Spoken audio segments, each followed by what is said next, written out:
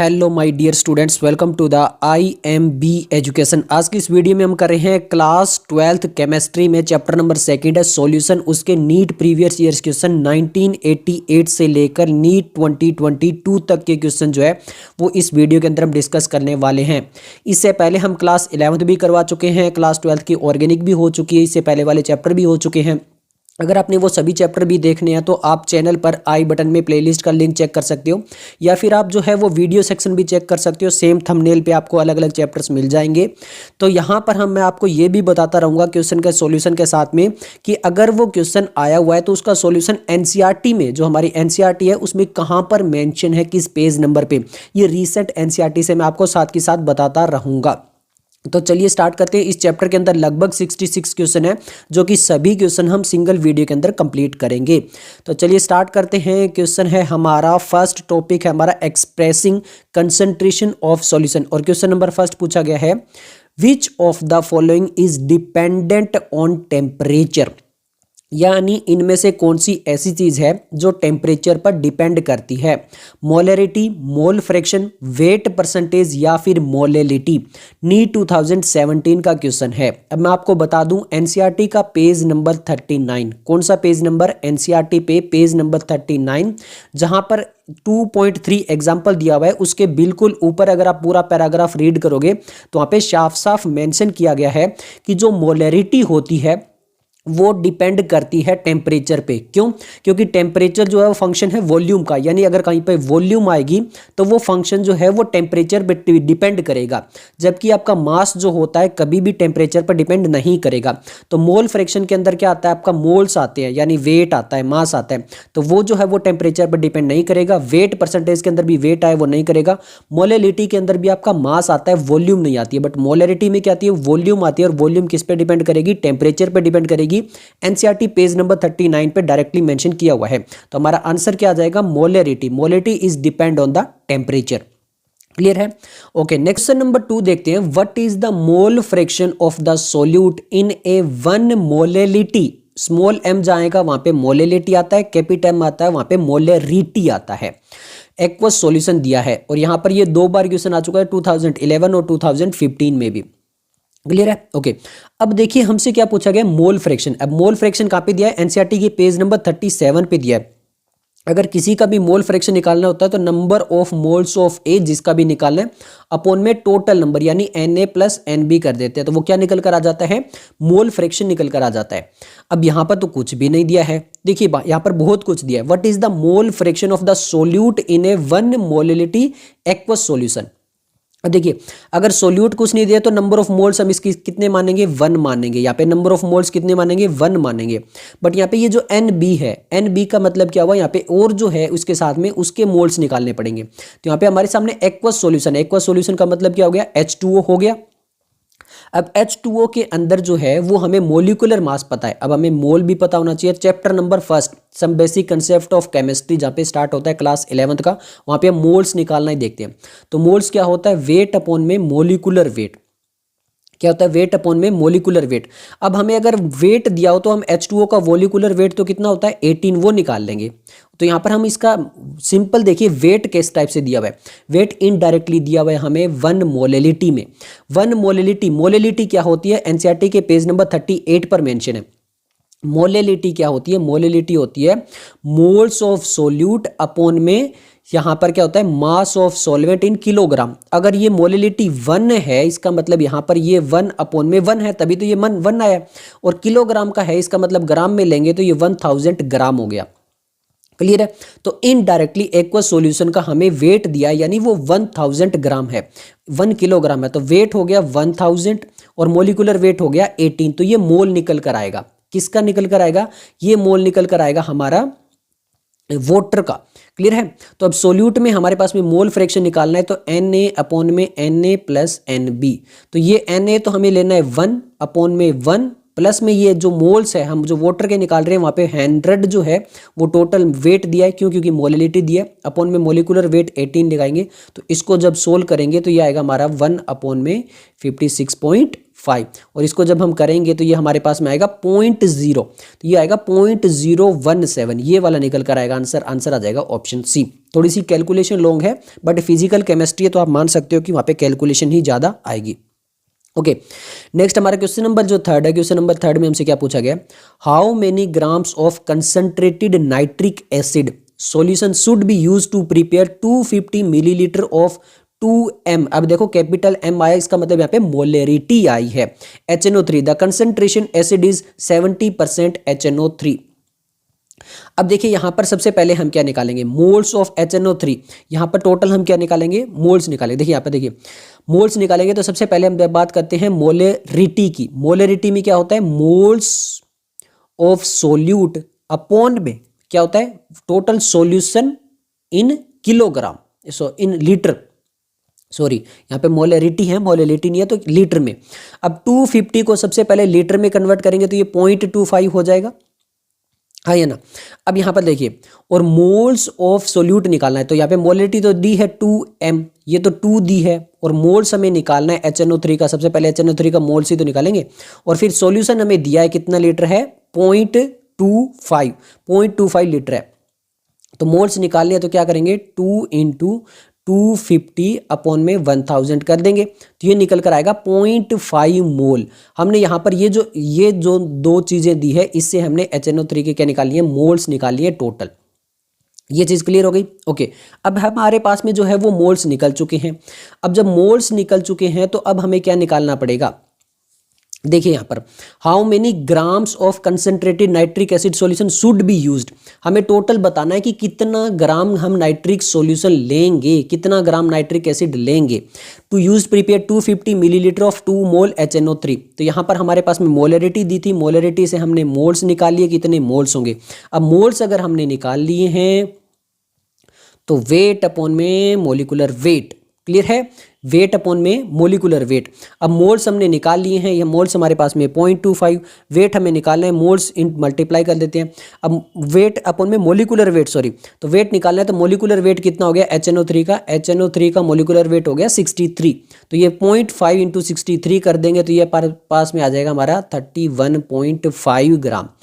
अब ये 31.5 ग्राम किसके लिए है, ये है 100% सॉल्यूशन के लिए। किसके लिए है, 100% सॉल्यूशन। अगर 100% सॉल्यूशन होगा तो हमें जो है वो इतना लगेगा, बट यहाँ पर देखिए यहाँ पर क्या बोला इन्होंने, यहाँ पर बोला 70% कंसंट्रेटेड है। कितना है, 70% कंसंट्रेटेड है केवल। इसका मतलब अगर कंसंट्रेटेड कम है तो हमें ज़्यादा लगेगी, मतलब 31.5 से ज़्यादा लगेगा तभी तो वो 70% आ गया।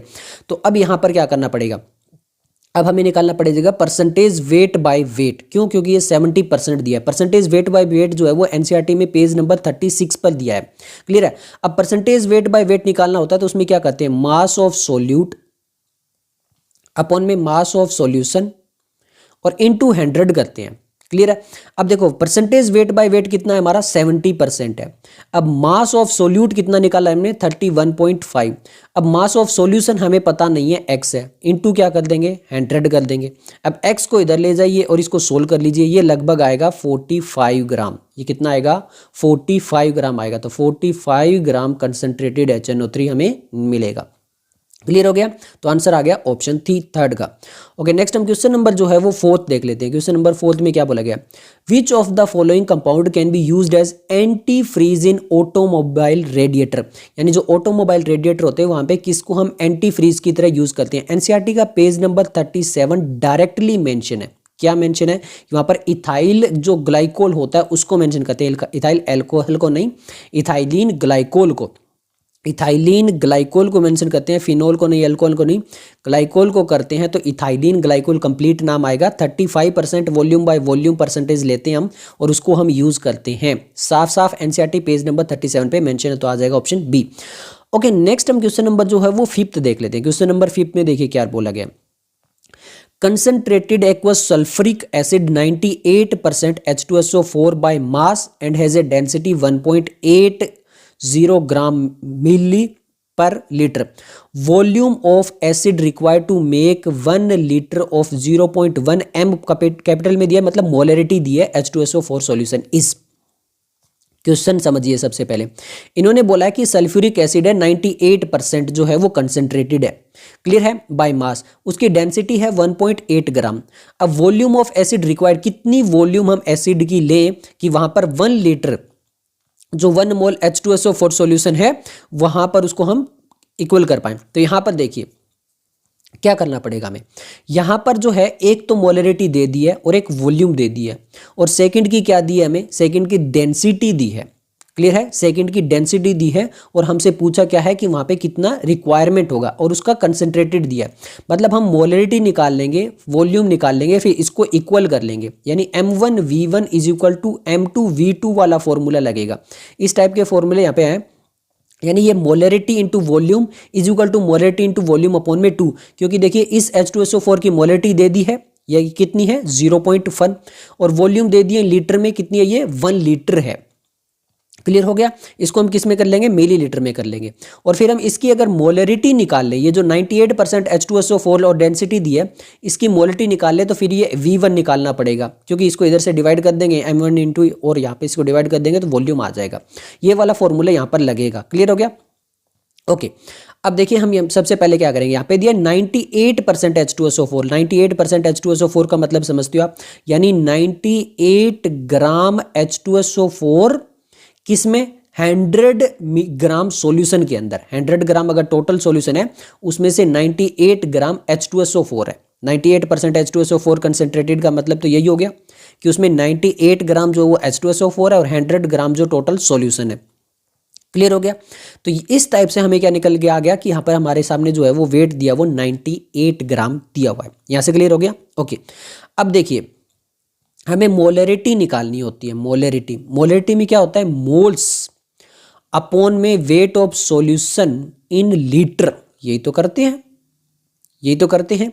तो सबसे पहले H2SO4 का अगर मोल निकालना है तो 98 ग्राम अपॉन में 98 इसका H2SO4 का मोलिकुलर मास होता है, तो वेट अपॉन में मोलिकुलर वेट, मोल आ गया हमारा 1। अब हमें निकालना है सॉल्यूशन इन लीटर। अब ये कहां पर होगा, ये है यहां पर डेंसिटी, क्यों, क्योंकि डेंसिटी क्या होती है, मास अपॉन में वॉल्यूम, हाँ या ना, क्लियर हो गया, ओके। अब मास अपॉन में वॉल्यूम है, अगर वॉल्यूम इधर लाएंगे तो मास अपॉन में डेंसिटी, बट ये किसका मास है, ये टोटल जो डेंसिटी में मास हो गया वो 100 ग्राम हो गया, मतलब टोटल 100 ग्राम में उसकी डेंसिटी देखी जा रही है। तो मास यहाँ पर कितना हो गया, 100 हो गया, वॉल्यूम हमें पता नहीं है, वो लीटर में निकल कर आएगी, और डेंसिटी हमें दी हुई है 1.86। तो वॉल्यूम को निकालेंगे तो 100 डिवाइड 1.80 दिया है, इसको डिवाइड कर लीजिए, ये आएगा 55.55 मिलीलीटर। तो यहाँ पर ये हमारे पास में अगर लीटर में बात करें तो 0.05 लीटर जो है वो निकल कर आएगी। कितनी निकल कर आएगी, 0.05 जो है वो लीटर निकल कर आएगी, क्लियर हो गया, ओके। अब देखिए हमारे पास में वॉल्यूम आ गई है, कितनी आई है 0.05, और हमारे पास में मोल्स पहले ही निकल कर आ चुके हैं, कितने हैं 1। तो ये 0.05 अपॉन में 1 जो है वो टोटल हमारी मोलरिटी निकल कर आ गई H2SO4 वाली। तो हमारे पास में H2SO4 वाली आ गई 18.02। तो M1 हमारी 18.02, वॉल्यूम हमें यही वाली तो पता करनी है, ये M जो है वो 0.1 है, और ये जो मिलीलीटर के अंदर लिखेंगे तो ये 1000 मिलीलीटर हो गया, क्लियर हो गया। अब इसको यहाँ पर V1 निकालना, तो यहाँ पर इसको डिवाइड कर दीजिए 18.02 से, तो हमारा आंसर आएगा 5.5 ml। यहाँ पे हमारा आंसर आएगा ऑप्शन सी। ये कैलकुलेशन मैंने आपको बता दी है, कैलकुलेशन आप कर लेना, मैंने पूरा फॉर्मूले वगैरह सब कुछ आपको बता दिए हैं, क्लियर हो गया, ओके। क्वेश्चन नंबर 6 है हमारा। क्वेश्चन नंबर 6 में क्या पूछा गया, देखिए क्वेश्चन नंबर 6 में पूछा गया है, sorry, the mole fraction of the solute in 1 molar aqua solution. शायद ये क्वेश्चन पहले भी आया है, बिल्कुल अभी तो किया था कि 1 जो है वो मोल फ्रैक्शन निकालना है सोल्यूट का इन 1 मोलर एक्वा सॉल्यूशन। वहां पे तो ये 1m ऐसे लिख दिया था, और यहाँ पे वो वापस वैसा ही लिख दिया है, तो वापस मोल फ्रैक्शन निकालना पड़ेगा। तो वो Na अपॉन में Na प्लस NB, ये Na हमारा 1 है, ये भी 1 है। ये 1 मोलर एक्वा सॉल्यूशन का मतलब क्या हो गया, 1000 ग्राम अपॉन में मोलिकुलर मेस कितना हो गया वाटर का 18। सारा ये वापस करेंगे, ये 1 अपॉन में 56.5, और ये सारा करेंगे तो हमारे सामने वापस ही निकल कर आएगा ऑप्शन बी। जैसा सेम क्वेश्चन नंबर 2 था ना, सेम का सेम आया था, वहां पे 1.77 था ना, सॉरी 0.0177 था, तो 0.0177 हो गया, तो ये लगभग 0.18 हो गया। तो इस टाइप से इसमें बस इतना ही किया गया चेंज, और कुछ नहीं किया गया है। ऑप्शन में इतना ही चेंज है, तो हमारा आंसर आ जाएगा क्या, ऑप्शन बी आ जाएगा। ओके, नेक्स्ट हम क्वेश्चन नंबर जो है वो 7th देख लेते हैं। क्वेश्चन नंबर 7 हमारे सामने है 2.5 litre 1 molarity NaOH solution is mixed with the another 3 litre 0.5, then the find out the molarity of the resultant solution। अब इसमें भी कोई बताने की जरूरत है या नहीं है? देखो, सबसे पहले हमें क्या बोला गया, 2.5 लीटर ये सॉल्यूशन लिया गया, मिक्स किया गया किसमें, 3 लीटर इसके साथ में। Then find out the molarity of the resultant solution. अब ये रिजल्टेंट सॉल्यूशन की अगर हमें निकालनी है तो सिंपल क्या करना पड़ेगा, टोटल मोल्स जो हो गए अपॉन में total litre, total moles upon में टोटल लीटर, यही तो करेंगे। तो यहां पर देखिए, देखिए ध्यान से, मोलरिटी क्या है, मोलरिटी अपॉन में मोल्स अपॉन में क्या होता है, weight of solution in litre, solution in litre, ये तो होता है। मोल्स निकालने हैं, मोलरिटी दी है और यहाँ पे वॉल्यूम दी है, तो पहले मोल्स इसके निकाल लेते हैं, फिर इसके निकाल लेते हैं, फिर दोनों के टोटल मोल्स जो है वो ऐड कर लेंगे और टोटल जो वॉल्यूम है उसको ऐड कर लेंगे, तो मोलरिटी आ जाएगी। क्लियर है? एनसीईआरटी के पेज नंबर 38 पे मोलरिटी दी हुई है, बस और कुछ नहीं है। अब मोलरिटी में क्या करना है, सबसे पहले इसके निकालने हैं मोल्स, तो इसको इससे मल्टीप्लाई कर दीजिए, 2.5 इंटू 1, तो ये हो गया हमारा 2.5। ये किसकी निकल कर आ गई, NaH को इसके मोल्स निकल कर आ गए। क्या निकल कर आ गए, इसके मोल्स निकल कर आ गए। पहले के निकल कर आ गए, अब दूसरे के निकाल लेते हैं। इसके निकालने हैं तो 3 लीटर इंटू 0.5, तो ये कितना आ गया 1.5, ये इसके मोल्स निकल कर आ गए।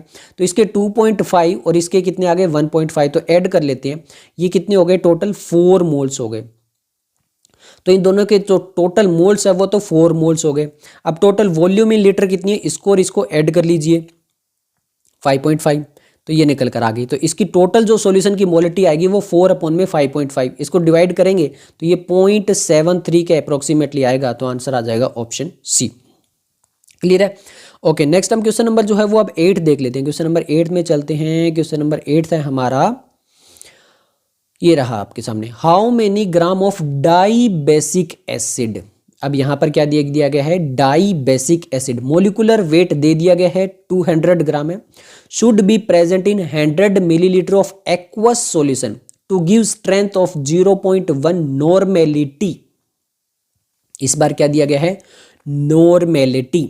अब देखिए यहां पर नॉर्मेलिटी हमसे दे दी गई है, क्लियर है, और हमसे पूछा गया कितना ग्राम डाई बेसिक एसिड हम मिलाएंगे। क्लियर है? मोलिकुलर वेट उसका दे दिया है, ये वॉल्यूम हमें दे दी है और ये नॉर्मेलिटी दे दी है।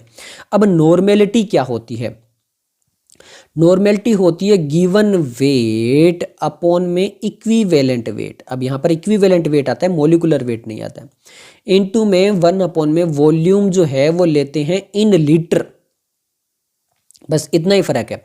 मोलरिटी में मोल्स लेते हैं तो वहां पे मोलिकुलर वेट आता है, और यहां पर हम नॉर्मेलिटी में जो होता है वो वेट अपॉन में इक्विवेलेंट वेट आता है, और कोई डिफरेंस नहीं है, बस इतना ही याद रखना है, बाकी सेम वही चीजें हैं। क्लियर हो गया?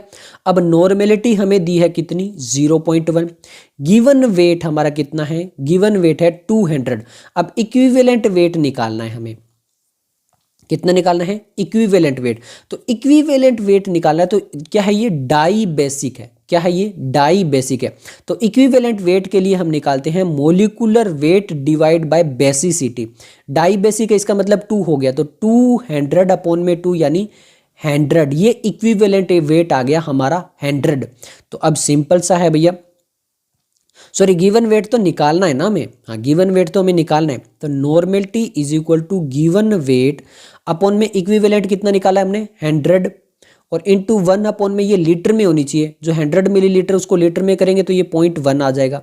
अब ये गिवन वेट निकालना है, ये 0.1 है। अब इसकी कैलकुलेशन कर लीजिए, तो ये गिवन वेट निकल कर आएगा हमारा 1 ग्राम।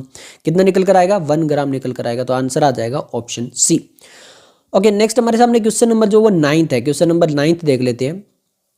What is the molarity of H2SO4 solution that has a density, वापिस ये दे दिए 35 एंड कंटेन 98% बाय वेट। अब देखो, जो हमने सेम क्वेश्चन किया था क्वेश्चन नंबर 5, उसमें हमने क्या निकाला था, मोलरिटी निकालनी थी। तो बस वो मोलरिटी तक ही निकालना था। मोलरिटी हमारी 18.02 आई थी अगर आपको याद हो तो, बस वहीं तक हमें निकालना है। बट यहाँ पे डेंसिटी चेंज है, वहाँ पर 1.80 थी, यहाँ पे 1.84 ग्राम है। अब देखो मोलरिटी निकालनी है तो ये क्या होता है, मोल्स ऑफ सोल्यूट अपॉन में volume of solution in litre, यही होता है। ओके, और डेंसिटी क्या होगी, डेंसिटी वापस वही होगी मास अपॉन में वॉल्यूम, और यहाँ पे मास कितना लेंगे 100, और ये डेंसिटी क्या आ जाएगी 1.84, इसको कर लेंगे तो ये वॉल्यूम किस में निकल कर आएगी, लीटर में। ये कितनी आएगी 0.05, कितनी आएगी 0.05, ये लीटर में निकल कर आएगी हमारी। तो देखो ये हमारे मोल कितनी हो गए 1, और ये कितने हो गए 0.05, ये हमारी निकल कर आ गई कितनी, इसको कर लीजिए डिवाइड 0.5, ये लगभग 20 के आसपास आ रहा है। तो हमारा 20 के आसपास जो आएगा, मैंने बड़ी बड़ी कैलकुलेशन किया तो बड़े यहाँ पर आ जाएगा हमारा ये वाला आंसर। तो आंसर आ जाएगा ऑप्शन ए। क्लियर हो गया।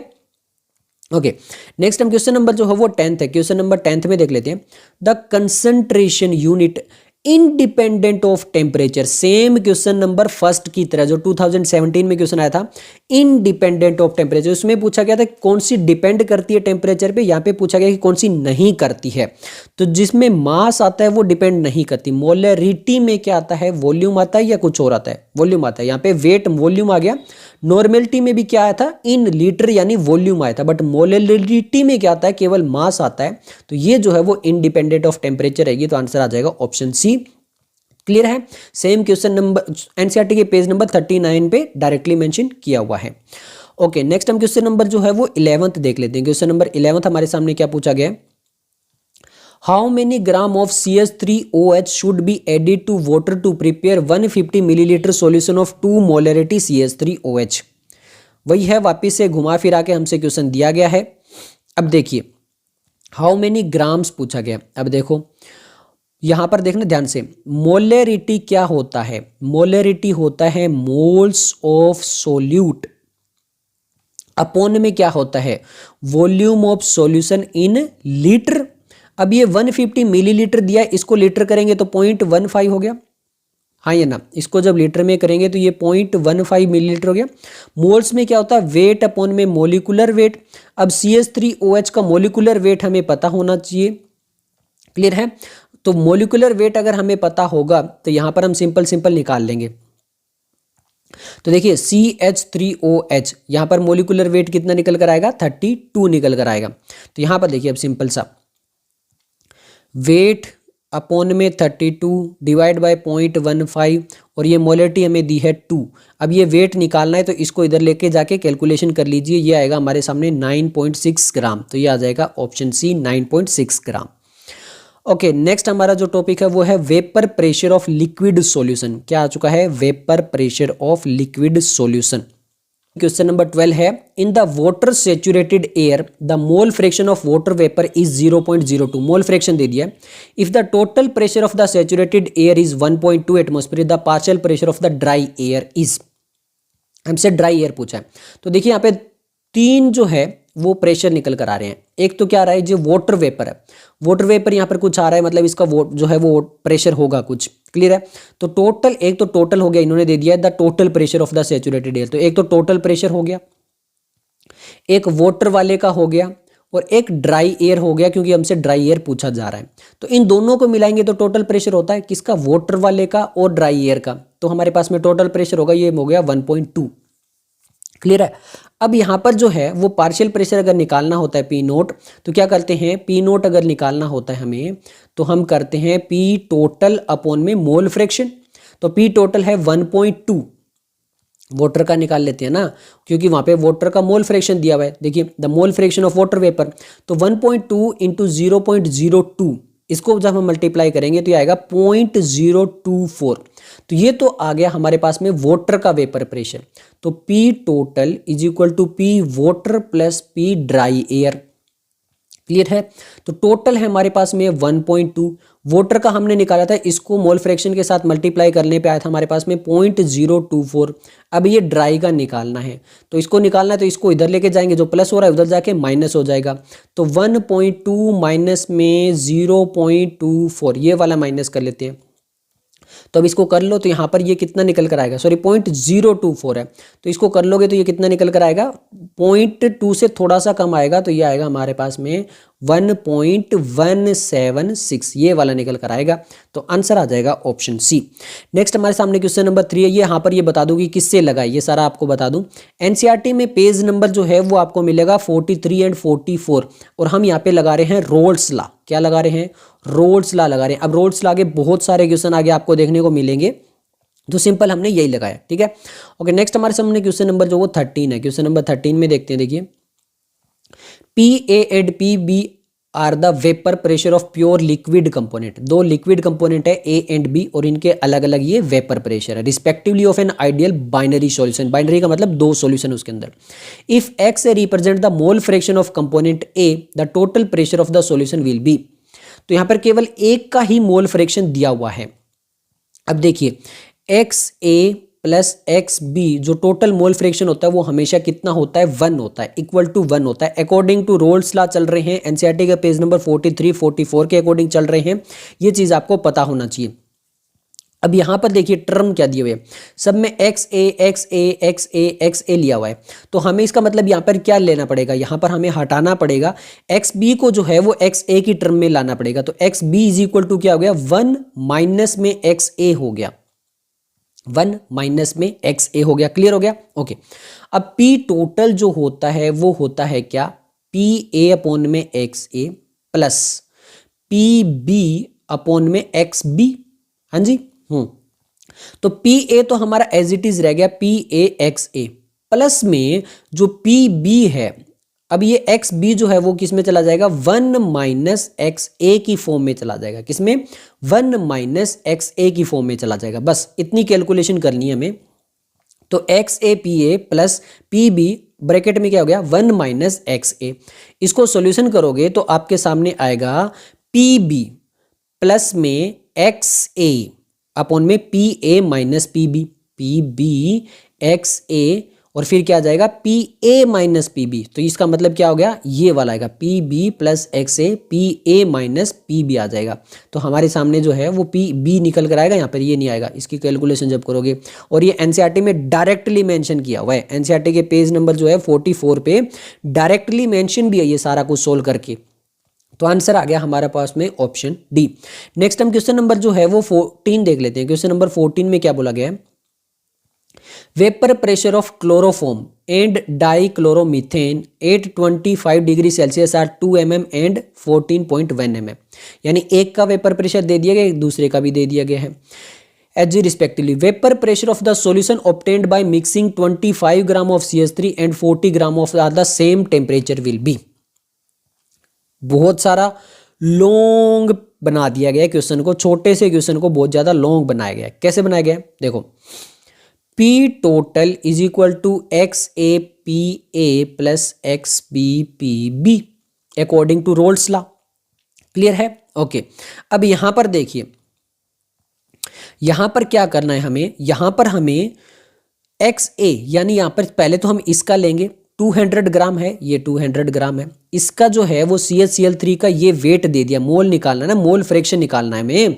तो मोल फ्रैक्शन निकालना है तो पहले इसके मोल निकाल लेंगे। किसके मोल निकालोगे भैया, CHCl3 के मोल निकालेंगे। CHCl3 के मोल निकालेंगे तो ये 25.5 है, मोलिकुलर वेट 119.5 है, इसके मोल आएंगे 0.21। क्या आएंगे, 0.21 मोल्स आएंगे CHCl3 के। फिर निकालेंगे CHCl2L3, तो इसके देखेंगे तो CHCl2L3 का 40 ग्राम है, तो ये 40 अपॉन में मोलिकुलर वेट हो गया 85, ये हमारे पास में आएगा 0.47। सबसे पहले मोल्स निकाल लिए, इसके मोल्स हमारे सामने आ गए। इसके मोल्स कितने आए हैं, 0.213, और इसके मोल्स निकालेंगे, इसके मोल्स आएंगे 0.4। अब मोल फ्रैक्शन निकालेंगे। मोल फ्रैक्शन क्या होगा, इसकी मोल फ्रैक्शन निकालना है तो 0.21 अपॉन में 0.21 प्लस में 0.47, इन सबको ऐड करके मोल फ्रैक्शन निकाल लेंगे। इसका CHCl3 का जो है वो मोल फ्रैक्शन आएगा, कितना आएगा भैया, 0.31 इसका मोल फ्रैक्शन आएगा।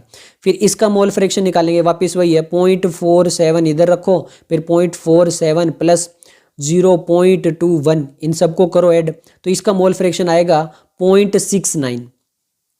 आ गया दोनों का मोल फ्रैक्शन, इसका CaCl3 का आ गया, इसका CaCl3 का आ गया। फिर इसका जो मोल फ्रैक्शन आया है उसको इससे मल्टीप्लाई करेंगे। इसका मोल फ्रैक्शन कितना है हमारे सामने 0.31 मोल फ्रैक्शन है, इंटू 200 करेंगे। क्लियर है। फिर इसका मोल फ्रैक्शन हमारे सामने जो 40 ग्राम है इसका निकालेंगे, तो यहाँ पर इसका जो निकालेंगे तो ये आ गया मोल फ्रैक्शन कितना था इसका, मोल फ्रैक्शन इसका था 0.69 और ये टोटल कितना दिया हुआ है 141.5। अब आपको एक बात बताऊं, कहीं कहीं पर आप क्वेश्चन देखोगे ना, कहीं कहीं पे 41.5 नहीं है, ये केवल 415 है, मतलब 415 ग्राम दिया हुआ है एक्चुअल में। और यहाँ पर इस क्वेश्चन में ये प्रिंटिंग मिस्टेक है कि 14.15 है। अगर हम इसको लेकर कर रहे हैं फिर इसको मल्टीप्लाई कर लेंगे, इन दोनों को इस टाइप से करेंगे, क्योंकि यहाँ पे देखिए एक्स ए और पी ए आ गया और ये एक्स बी और पी बी आ गया, और मैंने कुछ नहीं किया है, बस यही किया है। तो ये हमारे सामने निकल कर आएगा 19.63। कितना आएगा 19.63। अब ऑप्शन देखते हैं। देखिए मोलिकुलर मास मैंने यहाँ से लिया था, ये रहा आपका मोलिकुलर मास दिया हुआ इन दोनों का, और यहाँ पे ग्राम दिया हुआ था, तो मोल निकाल लिए थे इन दोनों के, और फिर मोल फ्रैक्शन निकाल ली थी, और फिर मोल फ्रैक्शन से जो हमारे पास में दिया हुआ था कितना पार्शियल प्रेशर दिया हुआ था उनका, तो उससे मल्टीप्लाई कर लिया था। एक का 200 दिया था, एक का 14.15 दिया इसमें, बट एक्चुअल में ये 415 था। अगर इस टाइप का किया था तो हमारे सामने 90 निकल के आ रहा है, जो कहीं पर भी नहीं है। इसका मतलब 90 ग्राम, तो यहाँ पे 90 mmHg तो कहीं पर भी नहीं है, तो इसका मतलब नन ऑफ दिस। बट मैंने यहाँ पे ये भी बता दिया है, अगर यहाँ पर ये 415 होता और मल्टीप्लाई करते 0.69 में प्लस में 0.31 इंटू 200 करते, ये वाली जब हम कैलकुलेशन करते तो हमारे सामने निकल कर आता 347। अगर वहाँ पे 415 होता, ये जो यहाँ पर 441.5 दिया है, यहाँ पर देखिए ये 200 दिया है और इसका हमें 41.5 दिया है। अगर ये सीधा 415 देते फिर हम पूरी कैलकुलेशन करते तो हमारे 347 आया है, और अगर हमने 41 के अकॉर्डिंग कैलकुलेशन किए तो 90 आया है। तो इस टाइप से आप याद रख सकते हो कि 90 यहाँ पे कहीं पे नहीं दिया है, अगर वो दिया हुआ था तो ये आंसर आ जाता। क्लियर है। ओके भैया, इसीलिए बस ये कैलकुलेशन लॉन्ग है, मेथड आसान है, बस कैलकुलेशन नहीं है, कुछ नहीं करना है। पूरे के अंदर हमें क्या करना पड़ता है, एक मोल फ्रैक्शन निकालनी पड़ती है, उसके लिए मोल निकालना पड़ता है। इस चैप्टर में भर भर के मोल पूछा गया है, वेट अपॉन में मोलिकुलर वेट, वेट अपॉन में मोलिकुलर वेट, वेट अपॉन में मोलिकुलर वेट, हर जगह क्वेश्चन में आएगा। क्यों? क्योंकि चाहे आप मोलरिटी निकाल लो, मोलिलिटी निकाल लो, moles of solute, moles of solute, moles of solute, वही भर भर के आता है। और यहाँ पर वेपर प्रेशर में भी चल रहे हैं मोल फ्रैक्शन, तो वापस से मोल निकाला जा रहा है। भैया मोल मोल मोल पागल कर दिया इसने। क्वेश्चन नंबर 15 आ गया है, ए solution has 1.4 mole ratio of pentane two hexane, यानी पेंटेन अपॉन में हेक्सेन का मोल है 1/4। The vapour pressure of pure hydrocarbon 20, यहाँ पर ये पेंटेन का दिया है और ये किसका दिया है, हेक्सेन का दिया। मोल fraction of the pentane in the vapour pressure, ये हमसे पूछा गया है। अभी भैया क्या निकालना है और क्या नहीं निकालना, ध्यान से देख लो। सबसे पहले हमें क्या निकालना पड़ेगा, टोटल मोल फ्रैक्शन निकालना पड़ेगा पेंटेन का। क्लियर है। तो यहाँ पे देखिए the mole fraction of pentane in the vapour phase निकालना है, वेपर फेज निकालना है भैया। तो सबसे पहले तो हम जो क्या करेंगे, यहाँ पर वापिस से मोल फ्रैक्शन निकालते हैं और फिर इससे मल्टीप्लाई करते हैं। 1/4 है, मतलब 1 मोल जो वो पेंटेन का है, 4 मोल जो वो हेक्सेन का है। तो 1 में टोटल 5 तो हो गए मोल फ्रैक्शन किसका, पेंटेन का, और 4/5 किसका हो गया, हेक्सेन का। अब यहाँ पर इसका जो पेंटेन का जो दिया हुआ है वो कितना दिया हुआ है 440, प्लस में ये कितना दिया हुआ है इंटू 120 हेक्सेन का। ये तो टोटल प्रेशर आ गया, ये कितना आ गया टोटल प्रेशर, इसको कैलकुलेशन करोगे ये सब आएगा 184। कितना आ गया 184। देखो ना, P total is equal to X P naught, ये मोल फ्रैक्शन ये पूछ रहा है, तो P टोटल अपॉन में P नोट। तो यहाँ पर देखो पेंटेन का बताना है ना, तो पेंटेन के लिए क्या निकालना पड़ेगा हमें, फ्रैक्शन ऑफ। तो यहाँ पर देखो फिर पेंटेन का निकाल लो, पेंटेन का निकालोगे 1/5 इंटू 440, तो ये आ गया हमारे पास में 88। तो मोल फ्रैक्शन ऑफ पेंटेन निकालना है, तो 88 जो हमारा निकाल के आए थे किसका, पेंटेन का प्रेशर अपॉन में टोटल प्रेशर 184 है, तो ये हमारे पास में 0.47 कुछ ऐसा आ रहा है, 0.47 ऐसा आ रहा है। तो आंसर आ जाएगा ऑप्शन डी। नेक्स्ट हमारे सामने क्वेश्चन नंबर 16। क्वेश्चन नंबर 16 में हमसे क्या पूछा गया है, the vapour pressure of 2 liquid दे दिया गया है 80 and 62 respectively. The total vapour pressure of the solution obtained by mixing 3 mole of P and 2 mole of A. सब कुछ वही घुमा फिरा के है, मोल फ्रैक्शन निकालना पड़ेगा। पी का मोल फ्रैक्शन हो गया 3/5, क्योंकि 3 और 2 5, और इसका जो है पी का दिया हुआ है इंटू 80, प्लस में क्यू का दिया मोल फ्रैक्शन 2/5 और इसका दिया हुआ है इंटू 60। अब कर लो कैलकुलेशन बैठकर, 3 × 5 × 80 और ये सब कुछ कैलकुलेशन जब करोगे तो आपके सामने जो है वो आंसर निकल कर आ जाएगा 72। तो यहाँ पे हमारे मेरा आंसर निकल कर आ गया 72 टोर, आंसर आ गया ऑप्शन ए। नेक्स्ट हमारा जो टॉपिक है वो है ideal and non ideal solution. क्या है? Ideal and non ideal solution. Okay, the mixture which show positive deviation from the Raoult's law is, यानी इनमें से ऐसा कौन सा मिक्सचर है जो पॉजिटिव डेविएशन को शो करेगा।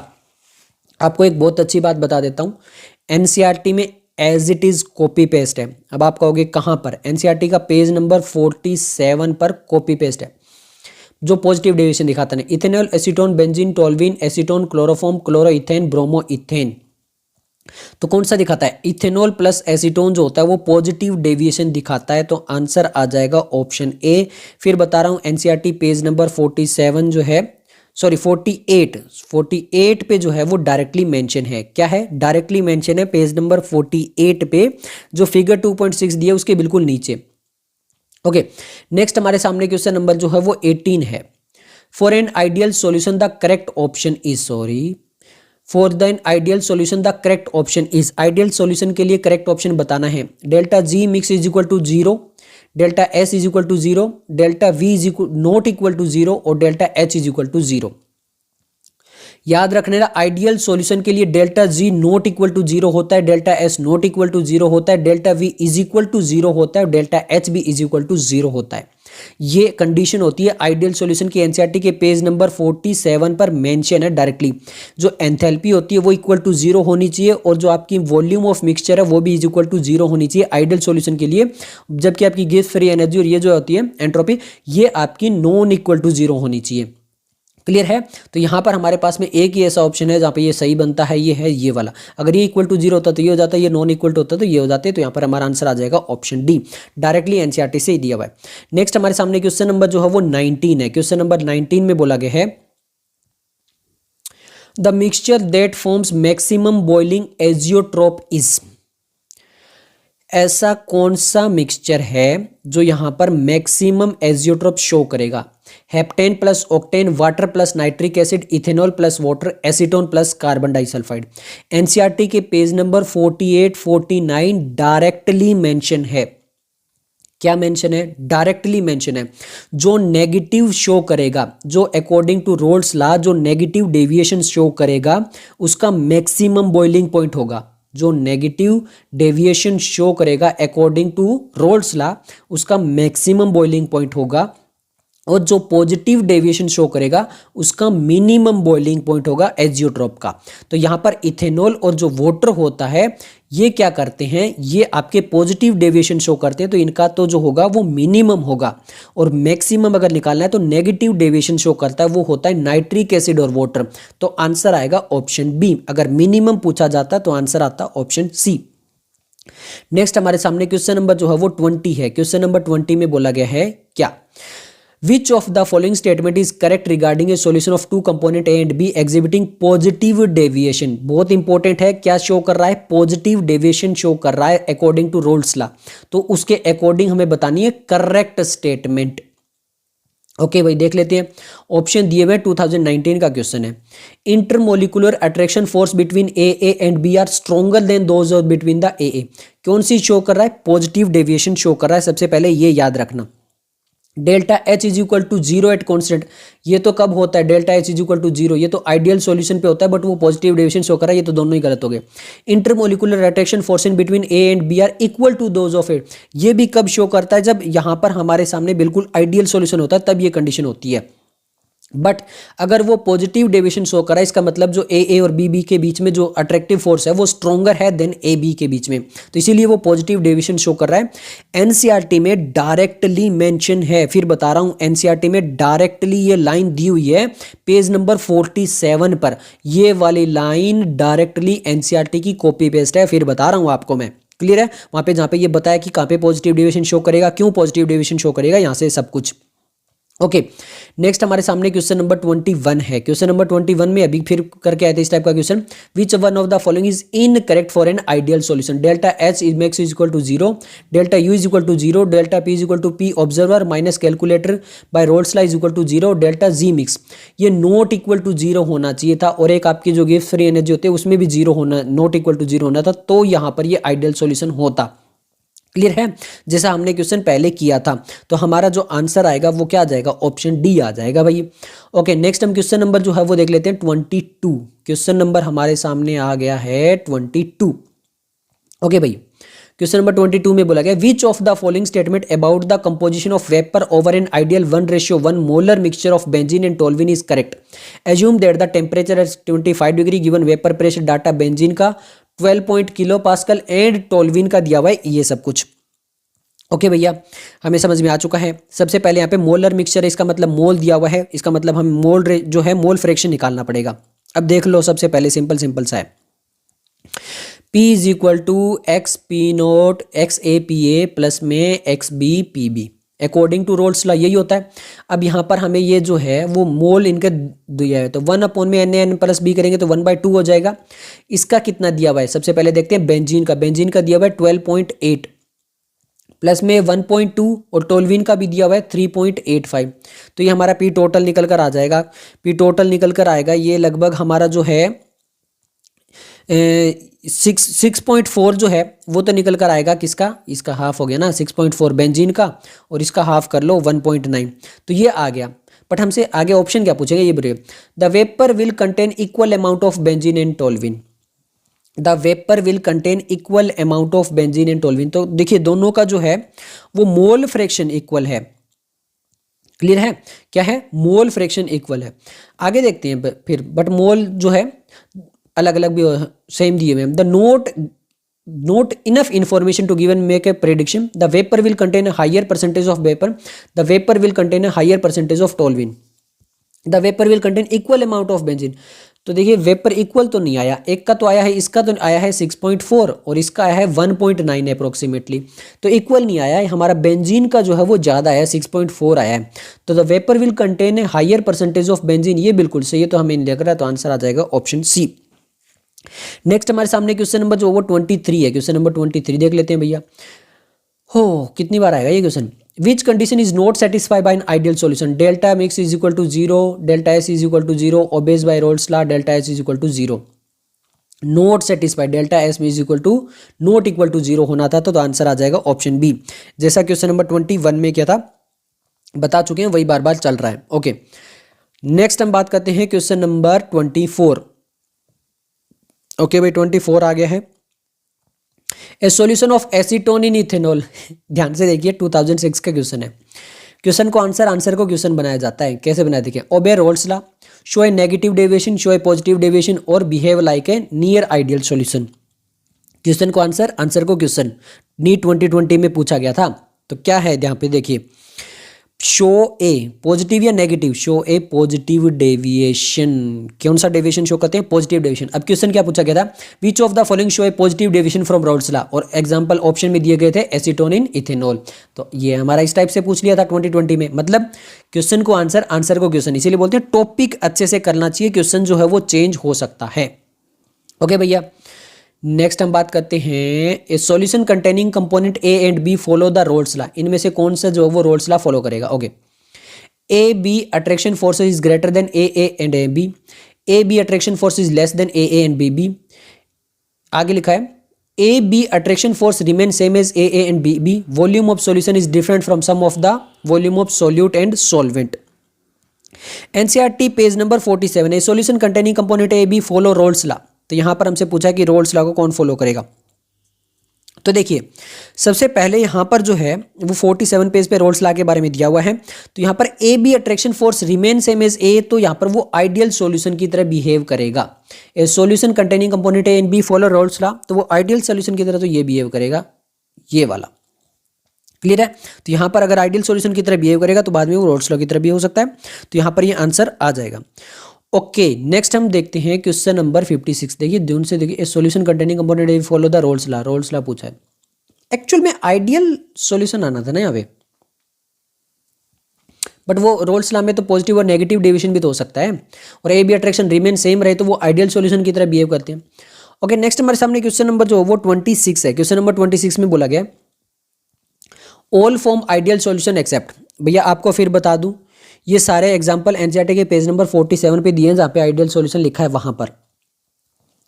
तो यहाँ पर देखिए C6H6 मतलब बेंजीन के अंदर हमने एक टोल्यूइन मिला है, फिर हमने यहाँ पर C2H6 है उसके अंदर आयोडीन मिला है, फिर C6HCl है और उसके अंदर Br मिला है, और आयोडीन और OH मिला है। अब देखिए यहाँ पर ClBr मतलब दोनों सेम टाइप के जो हैं वो चीज़ें मिल रही है, और यहाँ पर भी देखिए दोनों सेम हाइड्रोकार्बन है, सेम मिल रहे हैं। यहाँ पर देखिए आपका बेंजीन के साथ में आयोडीन मिल रहा है और यहाँ पर आयोडीन के साथ में एल्कोहल मिल रहा है, बट आयोडीन के साथ में जब एल्कोहल मिल रहा है तो ये तो बिल्कुल अलग ही हो गया, डिफरेंट ही हो गया हमारे सामने। तो ये डिफरेंट जब सॉल्यूशन होंगे तो यह हमारे सामने आइडियल सॉल्यूशन बिल्कुल भी शो नहीं कर सकता है, दोनों डिसिमिलर लिक्विड हो गए, तो आंसर आ जाएगा ऑप्शन डी। नेक्स्ट हमारे सामने क्वेश्चन नंबर जो वो 27 है। क्वेश्चन नंबर 27 में बोला गया an ideal solution is formed when its component. Ideal solution कब बनता है? Having no volume change on mixing, having no enthalpy change on mixing, having both the above characteristics, have high solubility. Delta H और delta S और delta V और ये वाला इस type से पूछ लिया भैया। इस बार ये पूछा है कि विच N ideal solution form when its component, उनकी वॉल्यूम जो है वो चेंज ना हो मिक्सिंग में, नो एंथैल्पी चेंज ना हो, या फिर दोनों ही चीज़ें। तो दोनों चीज़ें, ना तो उसकी एंथैल्पी चेंज होती है, डेल्टा एच चेंज होता है, और ना ही उसका डेल्टा वी, ये दोनों इक्वल टू 0 रहते हैं।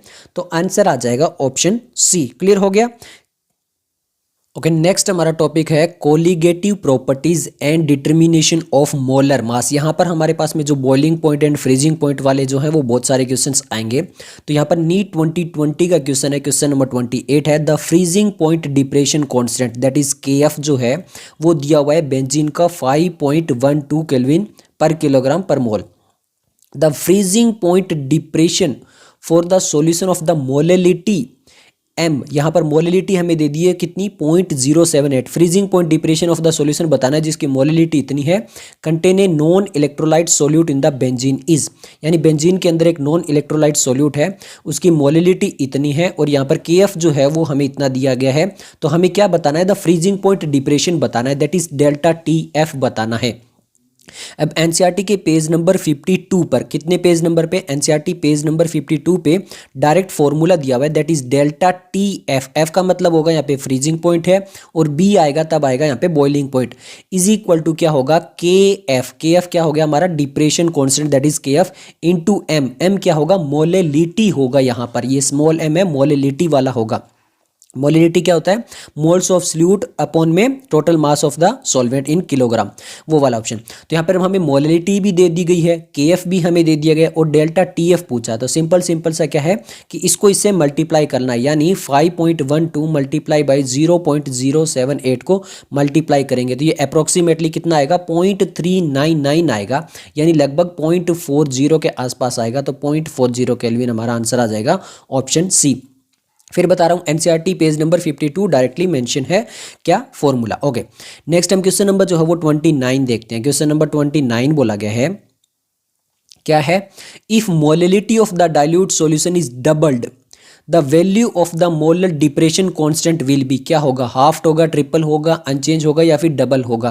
तो यहाँ पर देखिए delta TF is equal to क्या होता है? KF और M। तो यहाँ पर मोलैलिटी जो है वो कहीं से कहीं, तो जो क्योंकि ये तो देखिए कांस्टेंट हो गया, तो कांस्टेंट पे तो डिपेंड नहीं करेगी। तो इसका मतलब जो मोलैलिटी है ऑफ द डाइल्यूट सॉल्यूशन अगर वो डबल भी हो जाए तो KF का कोई चेंज नहीं होगा, डेल्टा TF जो है वो फिर भी चेंज हो सकता है, क्योंकि KF यानी कांस्टेंट हो गया। तो मोलैलिटी को डबल करिए, ट्रिपल करिए, कुछ भी हो, तो KF की वैल्यू क्या रहेगी? हाफ रहेगी, ट्रिपल रहेगी, अनचेंज रहेगी, डबल रहेगी, तो क्या रहेगी? अनचेंज रहेगी। तो आंसर आ जाएगा option C. NCERT page number 52 पे आप देख सकते हो, पढ़ सकते हो KF के बारे में। ओके, नेक्स्ट हम चलते हैं, क्वेश्चन नंबर दिया हुआ है 30 नीट 2016 का दिया हुआ है क्वेश्चन है ये, सॉरी। तो यहाँ पर देखिए at 100 degree Celsius the vapour pressure of the solution of 6.5 gram of the solute in 100 gram water is 732 mm of Hg। यानी क्या दिया हुआ है? 100 डिग्री सेल्सियस पे वेपर प्रेशर दिया हुआ है, कोई एक सोल्यूट है, उसके अंदर उसका सोल्यूट का जो ग्राम है, वेट है, वो है 6.5 ग्राम, और टोटल जो सॉल्यूशन है वो है 100 gram of water. If KB दिया हुआ है यहाँ पर 0.5 the boiling point of the solution will be, हमें बॉइलिंग पॉइंट बताना है। That is delta T F is equal to क्या होता है, K B multiply by M. M क्या होता है, मोलेलिटी होता है। अब मोलेलिटी क्या होता है, मोल्स ऑफ सोल्यूट अपॉन में total mass in kilogram. Clear है। अब देखिए यहाँ पर हमें क्या निकालना पड़ेगा, हमारे सामने मोल्स निकालना है। मोल्स के लिए हमारे पास केवल ग्राम दिया हुआ है। अब मोलिकुलर मास हमें पता नहीं है, क्यों, क्योंकि कहीं से कहीं तक जो है वो सोल्यूट नहीं बताया गया कि कौन सा है। हाँ, हमें वाटर जरूर बता दिया गया 100 ग्राम, यानी हमें टोटल जो है वो सोलवेंट का मास तो बता दिया गया है, बट हमें यहाँ पर अब भी मोल्स नहीं पता है। तो इसका सिंपल क्या मतलब, हमें मोल्स निकालने पड़ेंगे। अब मोल्स इस फार्मूले से तो लगेंगे नहीं, इस फार्मूले से नहीं लगेंगे तो फिर हम किसका यूज़ करेंगे, हम करेंगे रोल्स लॉ का। रोल्स लॉ में एक फॉर्मूला है P note minus P S upon में P note is equal to mole of solute. क्या है, मोल्स ऑफ सोल्यूट अपॉन में मोल्स ऑफ सॉल्वेंट। ये एक फॉर्मूला दिया हुआ है एनसीईआरटी में ही। क्लियर है। तो यहां पर हम इससे क्या निकाल लेंगे, ये जो मोल्स ऑफ सोल्यूट है ये निकाल लेंगे। क्यों, क्योंकि देखिए यहाँ पे दिया हुआ है क्या, वेपर प्रेशर दिया हुआ है 732। अब नॉर्मल जो वेपर प्रेशर होता है, नॉर्मल जो वेपर प्रेशर होता है वो कितना होता है, 760 होता है। और ये कितना दे दिया हमें, 732 दे दिया है। अपॉन में वापस से क्या हो जाएगा, 760 हो जाएगा। अब मोल्स ऑफ सोल्यूट निकालना है। अब मोल्स ऑफ सोल्यूट कैसे निकालोगे, मोल्स ऑफ सोल्यूट निकालने का सिंपल सा क्या मतलब हो गया, 100 ग्राम दे दिया है वाटर, तो 100 ग्राम अपॉन में 18 मोलिकुलर मास, ये तो मोल्स ऑफ सॉल्वेंट हो गया। कितना आएगा ये, 5.5। क्लियर है। अब ये मोल्स निकालने, तो अब हम डायरेक्टली क्या करेंगे, देखिए 760 माइनस 732 अपॉन में 760 इज इक्वल टू, ये मोल ऑफ सॉल्वेंट हम सॉल्यूट हमें नहीं पता, मोल ऑफ सॉल्वेंट कितना हो गया 5.5। अब n निकालना है, इसको इधर मल्टीप्लाई कर देंगे और इसको इससे माइनस करके इससे डिवाइड कर देंगे, तो ये हमारा आ जाएगा। तो जो हमारा मोल्स आएगा वो कितना आएगा, मोल्स आएगा हमारा 0.2 मोल हमारा निकल कर आएगा क्या, सोल्यूट। सोल्यूट का मोल आ गया। तो अब हमें डायरेक्टली क्या करना है, delta T F delta T B is equal to K B. K B तो हमारा दिया हुआ है 0.50 और इन टू यहाँ पर मोल्स कितना आया 0.2 अपॉन में किलोग्राम करना है, तो ये 100 ग्राम है तो 0.1 ग्राम। अब इसको इससे मल्टीप्लाई कर लेंगे तो हमारा जो आंसर है वो आएगा 1। तो ये क्या है, डेल्टा टी बी आया है, मतलब change in bridging point. But पहले कितना था, 100 था, अब उसमें और कितना एक्स्ट्रा हो जाएगा, 1 डिग्री सेल्सियस और एक्स्ट्रा हो जाएगा, तो वो क्या हो जाएगा 101 डिग्री सेल्सियस आएगा, यानी आंसर आ जाएगा ऑप्शन सी। क्लियर है। फॉर्मूले वही 2-3 रहेंगे इस चैप्टर में। अब देखना वही घुमा फिरा के क्वेश्चन इतने सारे बनाएंगे उन्हीं 2-3 चीज़ों से। क्या होगा, वही मोलिलिटी आएगा, वही फ्रीजिंग पॉइंट, ये सब कुछ आएगा। ओके, तो नेक्स्ट हमारे सामने क्वेश्चन नंबर जो है वो 31 है। 200 millilitre of an aqueous solution of A protein content it's 1.6 ग्राम। तो यहाँ पर 200 मिलीलीटर एक्वस सॉल्यूशन है, उसमें प्रोटीन कितना है 1.26। The osmotic pressure of this solution at 300 kelvin. Osmotic pressure यहाँ पर बताना है, the osmotic pressure of this solution at 300 kelvin. Temperature दे दिया, कितना है osmotic pressure 2.57 into 10⁻⁻7 bar. The molar mass of the protein will be. तो molar mass पूछा है। अब देखिए यहाँ पर जो ऑस्मोटिक प्रेशर है उसमें सिंपल वाला वो वाला फॉर्मूला लगता है, P V is equal to N R T. R दिया है, टी टेम्परेचर 300 दिया है, पी प्रेशर दिया है, ये दिया है, वी वॉल्यूम दिया है 200 मिलीलीटर दिया हुआ है। अब मोल निकालना है, मोल में क्या दिया हुआ है, मास दिया हुआ है। मास अपॉन में क्या होता है, मोलिकुलर मास होता है। अब मोलिकुलर मास क्या हमें पूछा है, हाँ दी मोलर मास यानी मोलिकुलर मास प्रोटीन का पूछा है, बट क्या मास दिया है 1.26 ग्राम। अब और इसमें क्या रह गया, ये सारी वैल्यू पुट करनी है और हमें आंसर निकाल लेना है। क्लियर हो गया। यहाँ पर पी जो दिया हुआ है वो याद रखना है, बार में दिया हुआ है, ये मिलीलीटर में दिया हुआ है, ये ग्राम में दिया हुआ है, ये केल्विन में दिया हुआ है, तो एज इट इज़। अब यहाँ पे देखो क्या लिखा हुआ है, लीटर, यानी ये मिलीलीटर में दिया, इसको लीटर में करेंगे, फिर बार है, फिर मोल है, फिर पर केल्विन। केल्विन दिया हुआ तो केल्विन में रखेंगे, बार एज इट इज़ बार में रखेंगे, और अगर मिलीलीटर लीटर में तो यहाँ से ही पता चल रहा है कि लीटर में कन्वर्ट करना पड़ेगा इसको। क्लियर हो गया।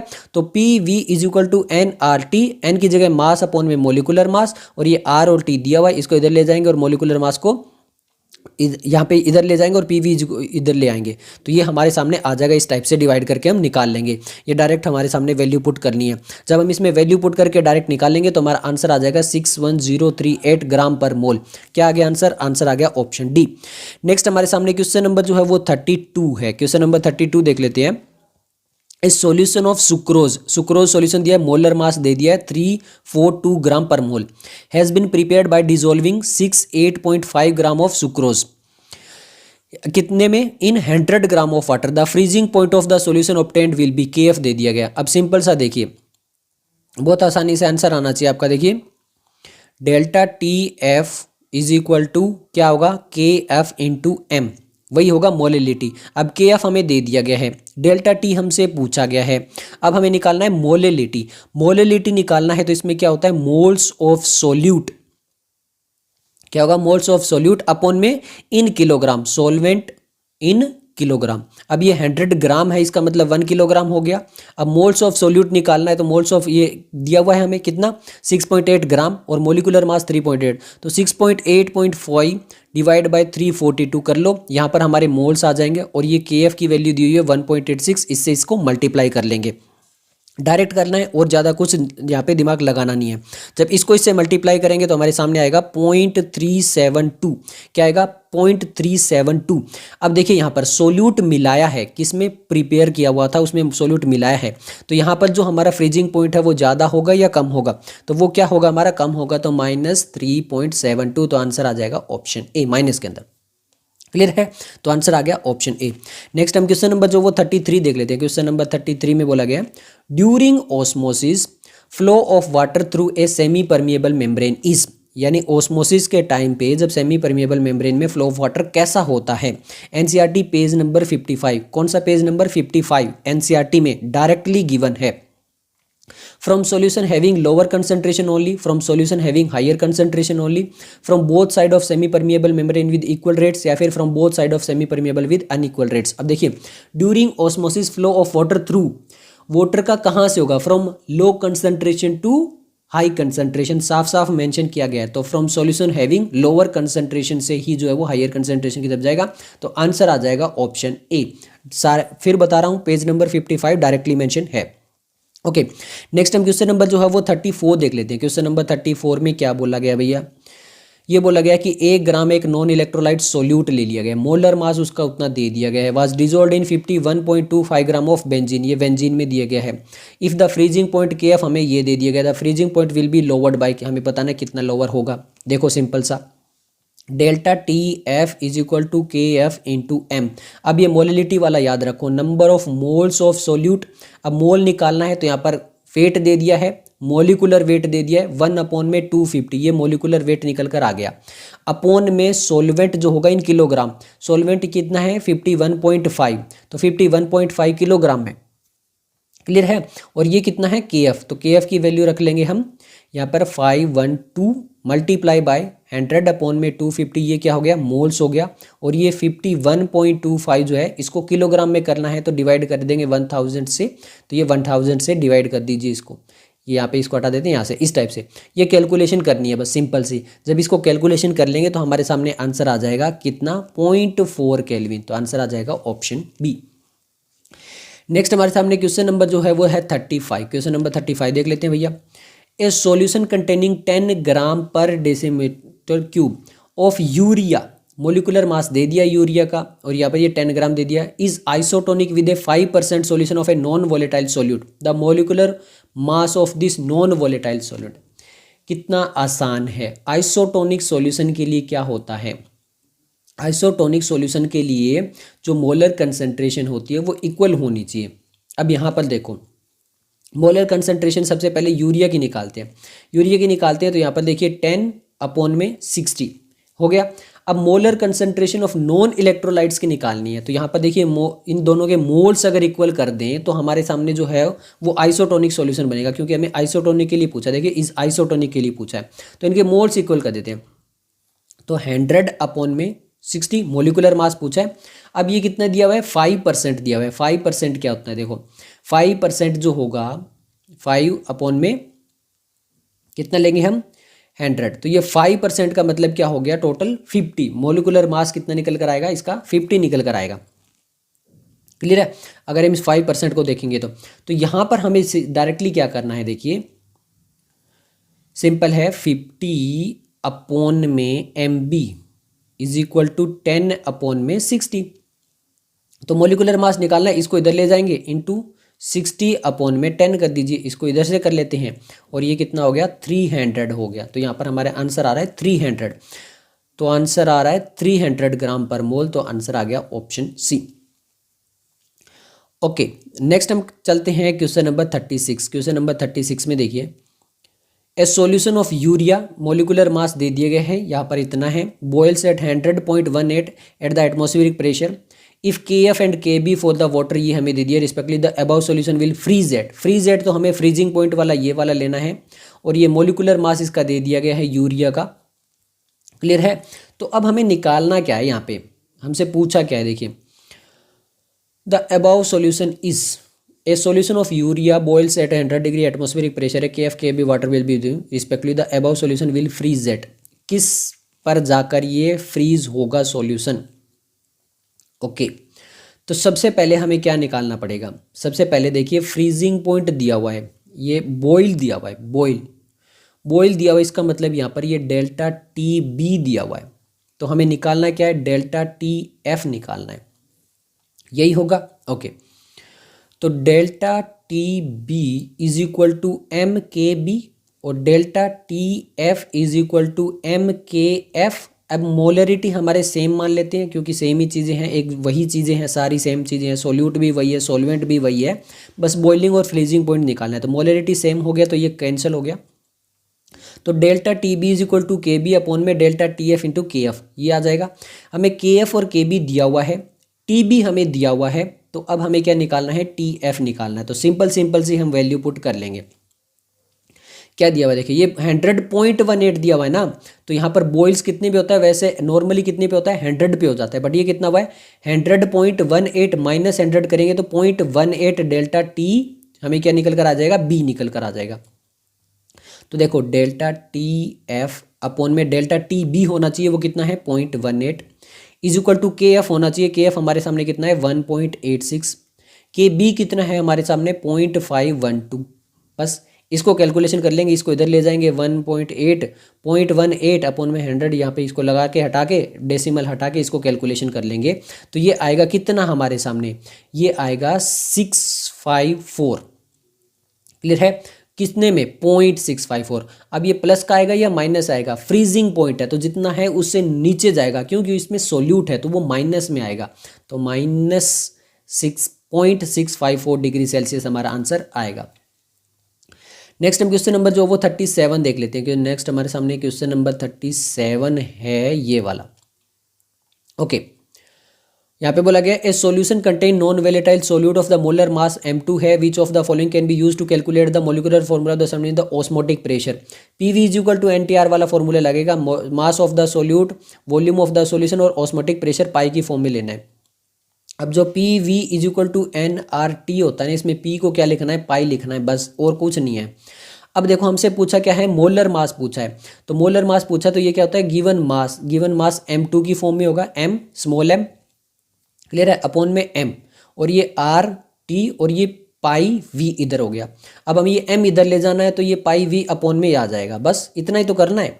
तो यहाँ पर देखो MRT, ये v नीचे आएगा भैया, MRT पाई v ये वाला हो सकता है, MRT ये पाई नीचे आएगा, अपॉन में आएगा, यहाँ पे ये नहीं होगा, ये पाई नीचे आएगा, ये भी नहीं होगा, तो यहाँ पे इनमें से कौन सा निकल रहा है, ये निकल रहा है, तो आंसर आ जाएगा ऑप्शन बी, बहुत आसानी से आ जाएगा।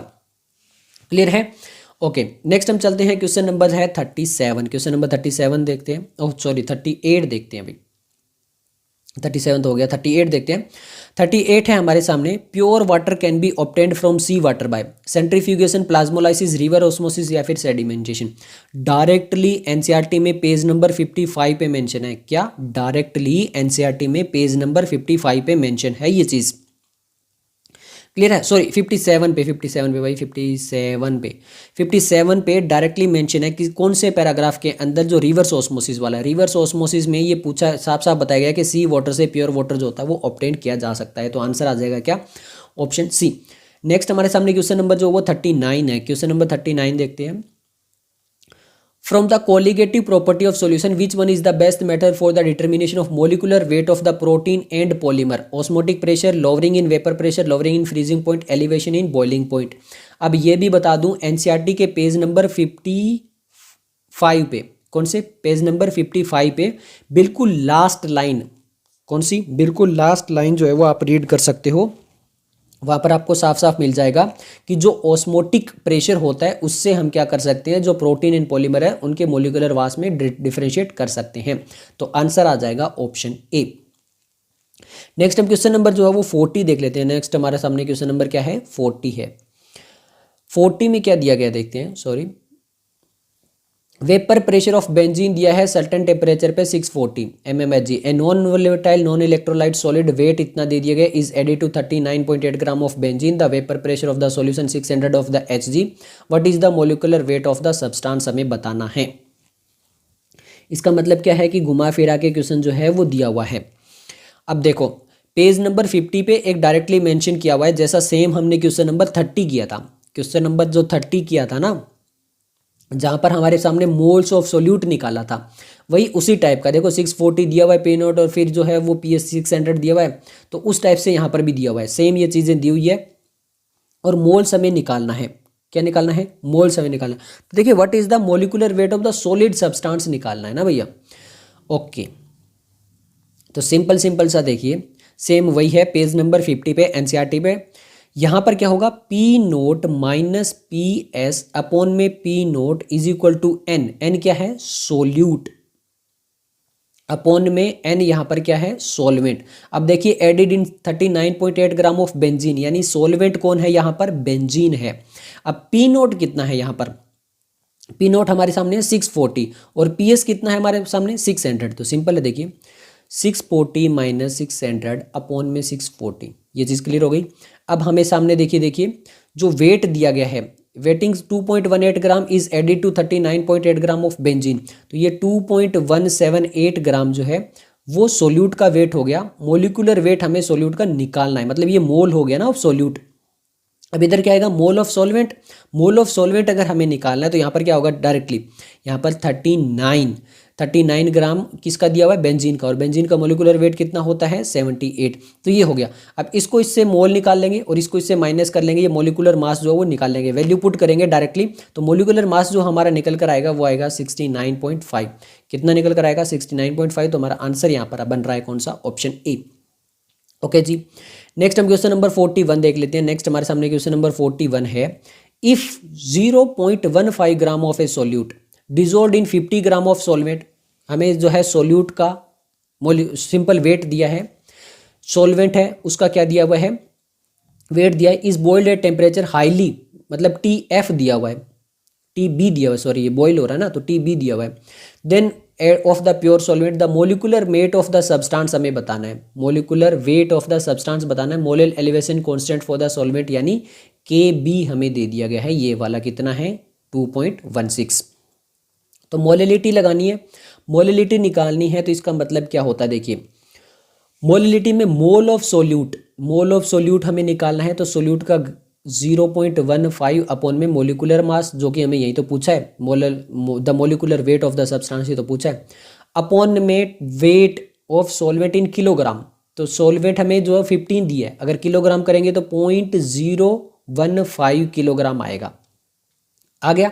KB ये वैल्यू दी हुई है, ये वाला पुट कर लेंगे। डेल्टा TB दिया हुआ ये वाला पुट कर लेंगे, और ये हमें दे दिया गया है मास 0.15 वाला, और मोलिकुलर मास पूछा है। तो बस ये वैल्यू पुट करके हमें क्या निकालना है, यहाँ पर आंसर निकालना है। जब हम इन सारे वैल्यू पुट करेंगे तो हमारे सामने आंसर निकल कर आएगा, ऑप्शन बी 100 वैल्यू निकल कर आएगी, आप करके देख लेना। तो आंसर क्या आ गया, ऑप्शन बी आ गया। क्लियर हो गया। ओके, नेक्स्ट हम चलते हैं। नेक्स्ट क्वेश्चन नंबर हमारे सामने है 42। ओके भाई 42 है भाई। यहाँ पर 42 में बोला गया a 5% solution of cane sugar molecular weight दे दिया गया is isotonic with 1% solution of a substance X। The molecular weight of the X is. Okay, तो आइसोटोनिक सॉल्यूशन है ना, आइसोटोनिक सॉल्यूशन है, तो 5% है, कितना टोटल मोलिकुलर वेट 342 का, और X कितना है 1%। मोलिकुलर वेट हमें पूछा है, तो बस सिंपल इसको कर लीजिए डिवाइड, X को इधर लीजिए, 342 को इधर लीजिए, डिवाइड बाय 5 कर दीजिए, तो आंसर आ जाएगा। आंसर कितना आएगा 68.4। तो आंसर आ गया ऑप्शन ए। ओके, नेक्स्ट हम क्वेश्चन नंबर जो है वो 43 देख लेते हैं। नेक्स्ट हमारे सामने क्या है, क्वेश्चन नंबर 43 है। क्वेश्चन नंबर 43 में क्या पूछा गया, the vapour pressure of a solvent decrease by 10 mm of Hg। Vapour pressure solvent का डिक्रीज हुआ है कितना, 10 mm of Hg। When a non volatile solute was added to the solvent the mole fraction of the solute in the solution is, mole fraction दे दिया गया है किसका, solute का 0.2. What should be the mole fraction of the solvent if the decrease of vapor pressure be 20 mm of mercury, यानी 20 mm of Hg है. Mole fraction पूछा है, किसका पूछा है मोल फ्रैक्शन, मोल फ्रैक्शन पूछा है सॉल्वेंट का और सोल्यूट का दिया हुआ है. और क्या पूछा है, vapour pressure of solvent decrease दिया है ना, यानी P note minus P S वाला दिया हुआ है, दिया हुआ है. हाँ जी, तो देखिए सबसे पहले क्या करते हैं हम पी नोट निकाल लेते हैं. देखिए P note minus P S upon में P note is equal to क्या होता है, एक्स मोल फ्रैक्शन होता है. क्लियर है, तो यहाँ पर होगा क्या, मोल फ्रैक्शन निकाल लेंगे. अब यहाँ पर देखिए P note minus P S upon P A note होता है मोल फ्रैक्शन सोल्यूट का दे दिया गया है, और ये पी नोट पी एस दिया हुआ है हमें 10 सोल्यूट का, तो 10 अपॉन में P note is equal to कितना दिया है 0.2. ये पी नोट इधर ले आते हैं, पी नोट इधर ले आते हैं और इसको ले जाते हैं इधर 0.2 में. हो गया, हो गया. तो ये इसको इधर देखिए 0, ये पॉइंट हटा के 0, और ये कितना आ गया 50. तो पी नोट आ गया हमारे सामने 50 आ गया. ओके, अब हमारे सामने देखिए दोबारा अब सोल्वेंट का दिया हुआ है, सोल्वेंट का ये P note minus P S 20 दिया हुआ है, पी नोट कितना है 50 है, मोल फ्रैक्शन निकालना है तो इसको इससे डिवाइड कर लीजिए तो मोल फ्रैक्शन आ जाएगा. कितना आएगा मोल फ्रैक्शन, मोल फ्रैक्शन आ गया हमारा सामने, इसको इससे डिवाइड करेंगे तो ये आ गया 0.4, 0.4 आ गया. ओके, अब ध्यान से देखिए चीज़ें, कुछ चीज़ें आप यहाँ मिस करोगे. The vapour pressure of a solvent decrease by 10 mm of mercury when a non volatile solute is the solvent. The mole fraction of the solute in the, ये दिया हुआ है, what should be the mole fraction of the solvent if the decrease of the vapour pressure by 20 mm of Hg. तो देखिए सबसे पहले ये 0.2 वाला जो हमने निकाला है ना, ये हमने निकाला है किसका, सोल्यूट का. अब हमसे पूछा क्या, हमारा जो मोल फ्रैक्शन आया वो 0.4 आया है, बट वो 0.4 किसका आया हुआ है, ये मोल फ्रैक्शन तो सोल्यूट का दिया हुआ है, तो वो मोल फ्रैक्शन किसका आया है 0.4, ये बताओ ना आप मुझे. वो नॉन वोलेटाइल आया है, नॉन वोलेटाइल जो सोल्यूट है. अब हमें निकालना किसका है, vapour pressure of the solvent का निकालना है. तो टोटल वेपर प्रेशर कितना होता है, टोटल वेपर प्रेशर जो होता है सॉल्वेंट और सोल्यूट का वो 1 होता है, यानी x1 प्लस x2 कितना होता है इज इक्वल टू 1 होता है. एक हमने 0.4 निकाला है, x हमें पूछा है, तो ये 1 माइनस 0.4 कितना हो गया 0.6 हो गया. कितना हो गया 0.6 हो गया. तो यहाँ पर जो हमें निकालना है वो ये 0.6 वाला निकालना था, तो आंसर आएगा ऑप्शन बी. नेक्स्ट हमारे सामने क्वेश्चन नंबर जो है वो 44 है. क्वेश्चन नंबर 44 देख लेते हैं.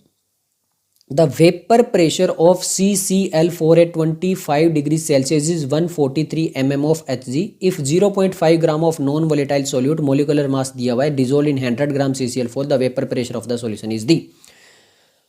ये वापिस से वही पूछ लिया है क्वेश्चन जैसा हमने पीछे पहले पूछा था, P note minus P S upon में पी नोट. अब देखो ध्यान से, the vapour pressure of CCl4 दिया हुआ है, if non volatile solute molecular mass उसका दिया हुआ है 5 gram non volatile solute is dissolve in CCl4 के अंदर डिजोल्व किया गया है. तो यानी the vapour pressure of the solution will be, तो वेपर प्रेशर पूछा है सॉल्यूशन का, तो इसका मतलब क्या है, क्या पूछा है PS पूछा है, वेपर प्रेशर सॉल्यूशन को पूछा है. अपॉन में मोल ऑफ सोल्यूट अपॉन में मोल ऑफ सॉल्वेंट कर लेते हैं, सोल्यूट अपॉन में सॉल्वेंट वाला ये वाला फॉर्मूला लगा लेते हैं. हाँ जी, अब देखो ध्यान से, क्योंकि देखो CCl4 का 100 ग्राम दे दिया, CCl4 का मोलिकुलर मास हमें निकालना पड़ेगा, और जो सोल्यूट जो भी है वो दे दिया और उसका मोलिकुलर मास दे दिया है. सिंपल हो गया, क्लियर हो गया. और ये पी नोट दे दिया कितना 143 mm of Hg, the vapour pressure of सीलिए 143 दे दिया. तो सिंपल देखो 143 माइनस पी एस अपॉन में 143, ये तो हो गया. अब यहाँ पर पहले सोल्यूट निकालते हैं, सोल्यूट का 0.5 ग्राम अपॉन में 65 हो गया. ये मोल निकल कर आएंगे किसके, ये मोल निकल गए सोल्यूट के. अपॉन में अब हमें किसका निकालना है भैया, 100 ग्राम दिया CCl4, 100 ग्राम हो गया. अब CCl4 का मोलिकुलर वेट कितना होगा, मोलिकुलर वेट होगा 154, तो ये डिवाइड कर दिया 154 से. ये सोल्यूट के मोल हो गए, ये सॉल्वेंट के मोल हो गए. इसको हमें कैलकुलेशन करके वैल्यू निकाल लेनी है. जब इसको कैलकुलेशन करके वैल्यू निकालोगे तो वैल्यू आएगी 141.43, तो आंसर आ जाएगा ऑप्शन सी. नेक्स्ट हमारे सामने क्वेश्चन नंबर जो है वो 45 है. क्वेश्चन नंबर 45 देख लेते हैं. अब देखो ऐसा सेम क्वेश्चन 2021 में पूछा है, सेम इसी टाइप का क्वेश्चन 2021 में पूछा है, जो कि बिल्कुल लास्ट में हम डिस्कस करेंगे 2021 और 2022 के क्वेश्चन सेम आएगा, ये वाला ध्यान देख लेना, बस उस क्वेश्चन को थोड़ा और लॉन्ग कर दिया जाएगा। The relation between osmotic pressure at 273 kelvin when 10 gram glucose है, 10 ग्राम यूरिया है, 10 ग्राम ही सुक्रोज है, आर डिजोल्व्ड इन और वॉल्यूम भी सेम है। ध्यान से देखो क्या पूछा है, ऑस्मोटिक प्रेशर पूछा है, यानी P V is equal to N R T पूछा है। आर सबके लिए सेम हो गया, टी टेम्परेचर 273 सबके लिए सेम हो गया, वी 250 मिलीलीटर दे दिया, सबके लिए सेम हो गया, ये सेम हो गया, ये सेम हो गया, ये सेम हो गया। तो पी जो है वो डायरेक्टली प्रोपोर्शनल हो गया एन, एन यानी नंबर ऑफ मोल्स के। अब नंबर ऑफ मोल्स के इक्वल हो गया, मोल्स जो होता है वो क्या होता है, वेट अपॉन में मोलिकुलर वेट। हाँ जी, तो ध्यान से देखिए, ग्लूकोज 10 ग्राम, ये भी 10 ग्राम, ये भी 10 ग्राम, तो वेट सबका सेम हो गया, तो वेट सबका सेम हो गया, तो पी इनवर्सली प्रोपोर्शनल हो गया मोलिकुलर वेट के। अब जिसका जितना ज़्यादा मोलिकुलर वेट उसका उतना ही कम, तो ग्लूकोज, यूरिया और सुक्रोज, इनमें से सबसे ज़्यादा जो है वो मोलिकुलर वेट किसका होगा, ये हमें पता होना चाहिए बस। तो देखिए, जो मोलिकुलर वेट होता है ग्लूकोज का जो होता है, ग्लूकोज का जो होता है वो 186 होता है। कितना होता है, 186 होता है। यूरिया का कितना होता है, 60 होता है। और सुक्रोज का कितना होता है, ये होता है 342। सुक्रोज का कितना होता है, 342। अब मैंने आपको बताया P inversely proportional to molecular weight, जितना ज़्यादा मोलिकुलर वेट होगा उतना ही कम होगा, तो सबसे ज़्यादा मोलिकुलर वेट इसका है, तो इसका मतलब जो P3 है वो सबसे कम है, तो P3 सबसे कम यहाँ पर। उसके बाद में जो यूरिया है उसका तो 60 है, और ये वाला जो है ग्लूकोज उसका कितना है, 180 है, तो उसका मतलब क्या हो गया, P1 उसके बाद में होगा, और सबसे हाईएस्ट जो होगा वो P2 का होगा। तो आंसर आ जाएगा ऑप्शन ए। इसी सेम टाइप का क्वेश्चन 2021 में आया हुआ है, जो लास्ट में डिस्कस करेंगे। नेक्स्ट हम क्वेश्चन नंबर जो है वो 46 देख लेते हैं। क्वेश्चन नंबर 46 बोला गया है, according to Raoult's law the relative lowering vapour pressure of a solution is equal to the, क्या होगा, mole fraction of solute, mole fraction of solvent, moles of the solute, moles of the solvent. तो जो roles law के अंदर जो relative lowering vapour pressure होता है solution का, वो किसके इक्वल होता है, वो होता है मोल फ्रैक्शन ऑफ द सोल्यूट के इक्वल होता है। तो आंसर आ जाएगा ऑप्शन ए। नेक्स्ट हम क्वेश्चन नंबर जो 47 देख लेते हैं। क्वेश्चन नंबर 47 में क्या बोला गया है, if 0.1 molarity solution of glucose and 0.1 molarity solution of the urea are placed on two sides of the semi-permeable membrane of the electrolyte, then what is the correct? There will be no net movement across the membrane. Glucose will flow towards the glucose solution, urea will flow towards the glucose, या फिर water will flow from urea solution। क्या होगा, देखिए दोनों की molarity same दी है, 0.1 0.1, तो higher molarity to lower molarity होना चाहिए, बट यहाँ पर ऐसा कुछ है ही नहीं। मोलरिटी दोनों की जब सेम है तो क्या होगा, there will be no net movement, तो आंसर आ जाएगा ऑप्शन ए। नेक्स्ट हम क्वेश्चन नंबर 48 देख लेते हैं भाई। क्वेश्चन नंबर 48 बोला गया है, which one is a colligative property, boiling point, vapour pressure, osmotic pressure, या फिर freezing point. Page number 55 directly mention है क्या, कि ऑस्मोटिक प्रेशर क्या है, एक कोलिगेटिव प्रॉपर्टी है, तो आंसर आ जाएगा option C. Question number 49, blood cell retain their normal shape in the solution which is hypotonic, isotonic, hypertonic, equinormal. तो ब्लड सेल्स नॉर्मली शेप में कब रहेंगे, जब सेम ब्लड टाइप का आइसोटोनिक सॉल्यूशन होगा, उसके अंदर ब्लड सेल सेम रहेगी, तो आंसर आ जाएगा आइसोटोनिक। क्लियर है, ओके। नेक्स्ट हमारे सामने क्वेश्चन नंबर जो वो 50 है। क्वेश्चन नंबर 50 देख लेते हैं।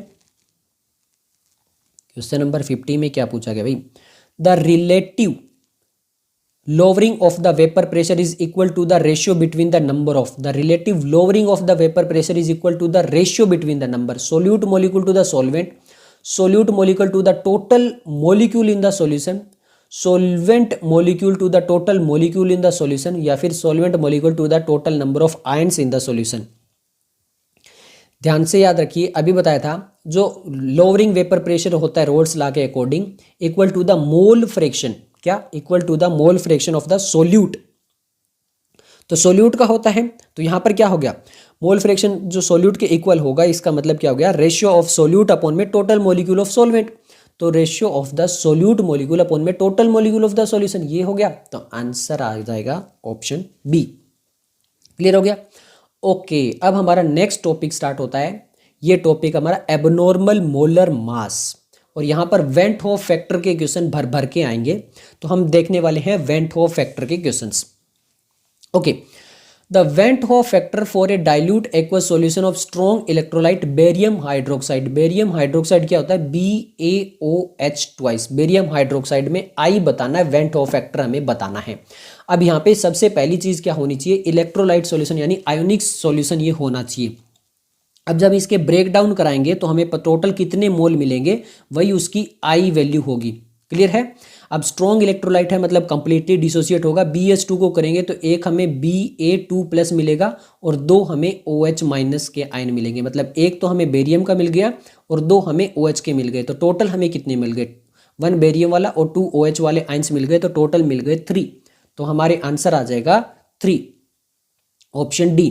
अब एनसीईआरटी के पेज नंबर 58 और 59 से ये ज्यादातर क्वेश्चन यहाँ पर चलेंगे। क्लियर है? फिर बता रहा हूँ, 58 और 59 से ज्यादातर क्वेश्चन चलेंगे। वहाँ पे वेंट फैक्टर जो है वो डिटेल में दिया हुआ है।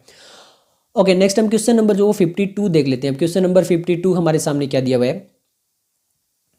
द बॉइलिंग पॉइंट ऑफ 0.2 मोल पर kilogram solution of X in the water is greater then equimolar solution of Y in the water. Which of the following statement is true in this case? यानी boiling point जो है वो X का greater है then the Y। तो हमें बताना है molecular mass of X is less then the Y। Y is undergo dissociation in water while the Y is undergo no change. X is undergo dissociation in water, या फिर molecular mass of H is greater than the। Same वही है page number 58 NCERT के अंदर। अब देखिए हमसे क्या पूछा गया है, बॉइलिंग पॉइंट दिया हुआ है। तो यहां पर देखिए ध्यान से, delta TF is equal to KF into M दिया था। बट अगर कहां पर इलेक्ट्रोलाइट सॉल्यूशन आ जाता है ना, तो वहां पे वेंट होफ फैक्टर आ जाता है, यानी I आ जाता है इससे पहले। क्या आ जाता है? I आ जाता है इससे पहले। अब ध्यान से देखिए, the boiling point of 0.2 molecular solution of is water is greater then the equimolar solution. यानी यहां पर TF ज्यादा है, इसका मतलब I ज्यादा है। क्या ज्यादा है? I ज्यादा है। I ज्यादा, इसका मतलब जो है वो X क्या होगा? डिसोसिएट होगा या नहीं होगा? तो जो आपका X है वो डिसोसिएट होगा, इसीलिए तो उसका ज्यादा है, क्योंकि I जो है वो कब आएगा 1 से ज्यादा? जब वो डिसोसिएट होगा तब। तो I जो है वो ग्रेटर देन अगर 1 होगा, इसका मतलब डिसोसिएशन होगा, तो वहां पर जो है वो TF जो है वो ज़्यादा आ जाएगा। वरना KF और M तो नॉर्मल ही है। तो delta TF directly proportional to I हो गया, I वेंट ऑफ फैक्टर हो गया, जहाँ पे डिसोसिएशन वाला आ गया। तो I अगर 1 से ज़्यादा है तो यहाँ पर इसीलिए ज़्यादा हुआ है। तो इसका मतलब क्या हो गया कि X जो है वो डिसोसिएट हो रहा है। तो X is undergo dissociation in water, इसीलिए उसका ज़्यादा आ रहा है। तो आंसर आ जाएगा ऑप्शन सी। नेक्स्ट हम क्वेश्चन नंबर जो 53 देख लेते हैं। क्वेश्चन नंबर 53 बोला गया है, of the following 0.10 m aqueous solution which one will exhibit the largest freezing point depression. किस में लार्जेस्ट फ्रीजिंग पॉइंट डिप्रेशन आएगा? सेम वही है कि पेज नंबर एनसीईआरटी का पेज नंबर 58 59 वहीं से उठाए गए हैं। अब जो हमारे पहले सारे फ्रीजिंग पॉइंट और बॉइलिंग पॉइंट वाले जो फॉर्मूले थे, बस उसमें क्या किया गया है, उसमें इतना ही किया गया है कि I van't Hoff factor I आ जाएगा। मतलब यहाँ पे delta TF is equal to IKFM हो जाएगा, delta TB is equal to IKBM हो जाएगा। ये I क्या है? वेंट ऑफ फैक्टर है। अब I की वैल्यू जहाँ पे ज़्यादा, M मतलब मोलेलिटी दे दिया है। अब KF जो है वो सब में सेम बताया, तो यहाँ पर I जिसमें ज़्यादा, इसका मतलब क्या होगा? वहाँ पे डेल्टा TF या डेल्टा TB जो है वो ज़्यादा। तो देखिए सबसे पहले तो हम बात करते हैं KCl में। तो KCl ब्रेक डाउन होगा, एक K मिलेगा एक Cl मिलेगा, मतलब 1 + 1 ये आ गया हमारे सामने 2। I की वैल्यू यहाँ पर कितनी आ गई? 2 आ गई। नेक्स्ट हमारे सामने ग्लूकोज दिया है। ग्लूकोज क्या है? कोवेलेंट है, इलेक्ट्रोलाइट नहीं है, ये कोवेलेंट है, ये तो ब्रेक डाउन डिसोसिएट होगा ही नहीं। नेक्स्ट Al2SO4, तो यहाँ पे 2 हमें एल्यूमिनियम मिलेगा और SO4 कितना मिलेगा? 3 मिलेगा। तो टोटल कितने हो गए? I की वैल्यू 5 हो गई। यहाँ पे I की वैल्यू 2 थी, यहाँ पे I की वैल्यू 5 होगी। यहाँ पे I की वैल्यू कितनी हो जाएगी? 2 की पोटेशियम है तो, और एक क्या है? SO4 है, तो टोटल कितनी होगी? 3। तो एक की जगह 2 है, एक जगह 3 है, एक जगह 5 है। तो I की वैल्यू सबसे ज़्यादा किसमें है? यहाँ पर है, तो सबसे ज़्यादा यहाँ पर ही हमें मिलेगा। तो आंसर आ जाएगा ऑप्शन सी। नेक्स्ट हम क्वेश्चन नंबर जो वो 54 देख लेते हैं। 54 देखते हैं भैया। The went Hoff factor I for a compound which undergo dissociation in one solvent and association in other solvent is respectively. अगर डिसोसिएशन होगा तो I की वैल्यू ग्रेटर होगी और वहाँ पर जो है वो एसोसिएट होगा तो वो कम होगी। तो ग्रेटर देन 1 पहले में होगी, जहाँ पर जो है वो क्या हो रहा है, डिसोसिएट हो रहा है। और जब एसोसिएट होगा तो वो लेस देन 1 होगी। तो हमारे इसके अकॉर्डिंग आंसर क्या बनेगा, ऑप्शन सी बनेगा। NCERT page number 58-59। नेक्स्ट हमारे सामने क्वेश्चन नंबर 55 है। ओके भाई 55 देखते हैं। द फ्रीजिंग पॉइंट डिप्रेशन के एफ दे दिया गया है हमारे सामने, ये -1.86। If 5 gram of Na2SO4 is dissolve in 45 gram of H2O। हमें जो है वो सोलवेंट जो है उसका 45 ग्राम दे दिया है, 5 ग्राम हमें जो मोल निकालना है। The freezing point change bye, ये चेंज दिया गया। Calculate the went Hoff factor निकालना है।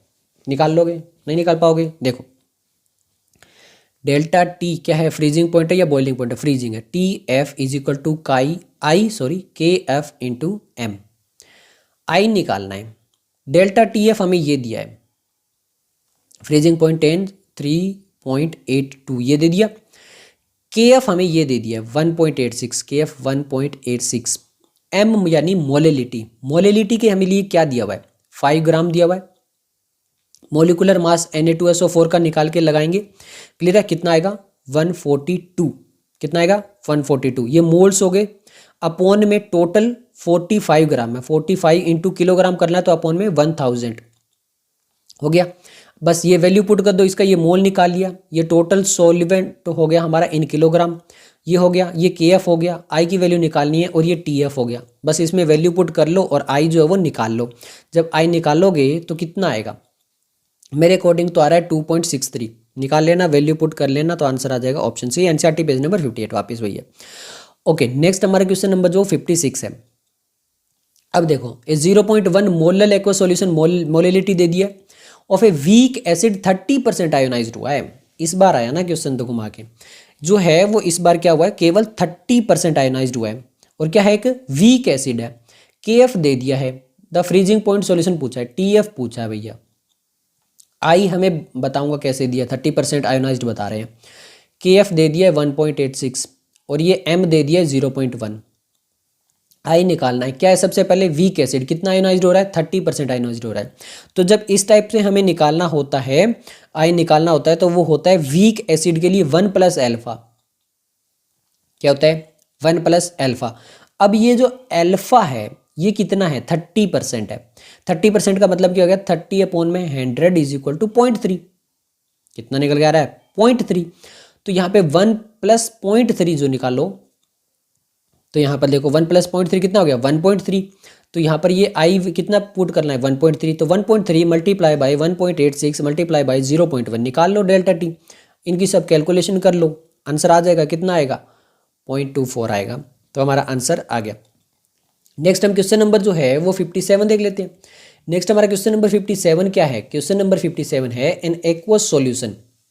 इसमें दे दिया गया है 1 molar K I which change will cause the vapour pressure of the solution to increase. Vapour pressure कौन इंक्रीज कर देगा, addition of NaCl, addition of Na2SO4, addition of 1 molar K I, या फिर एडिशन ऑफ वाटर।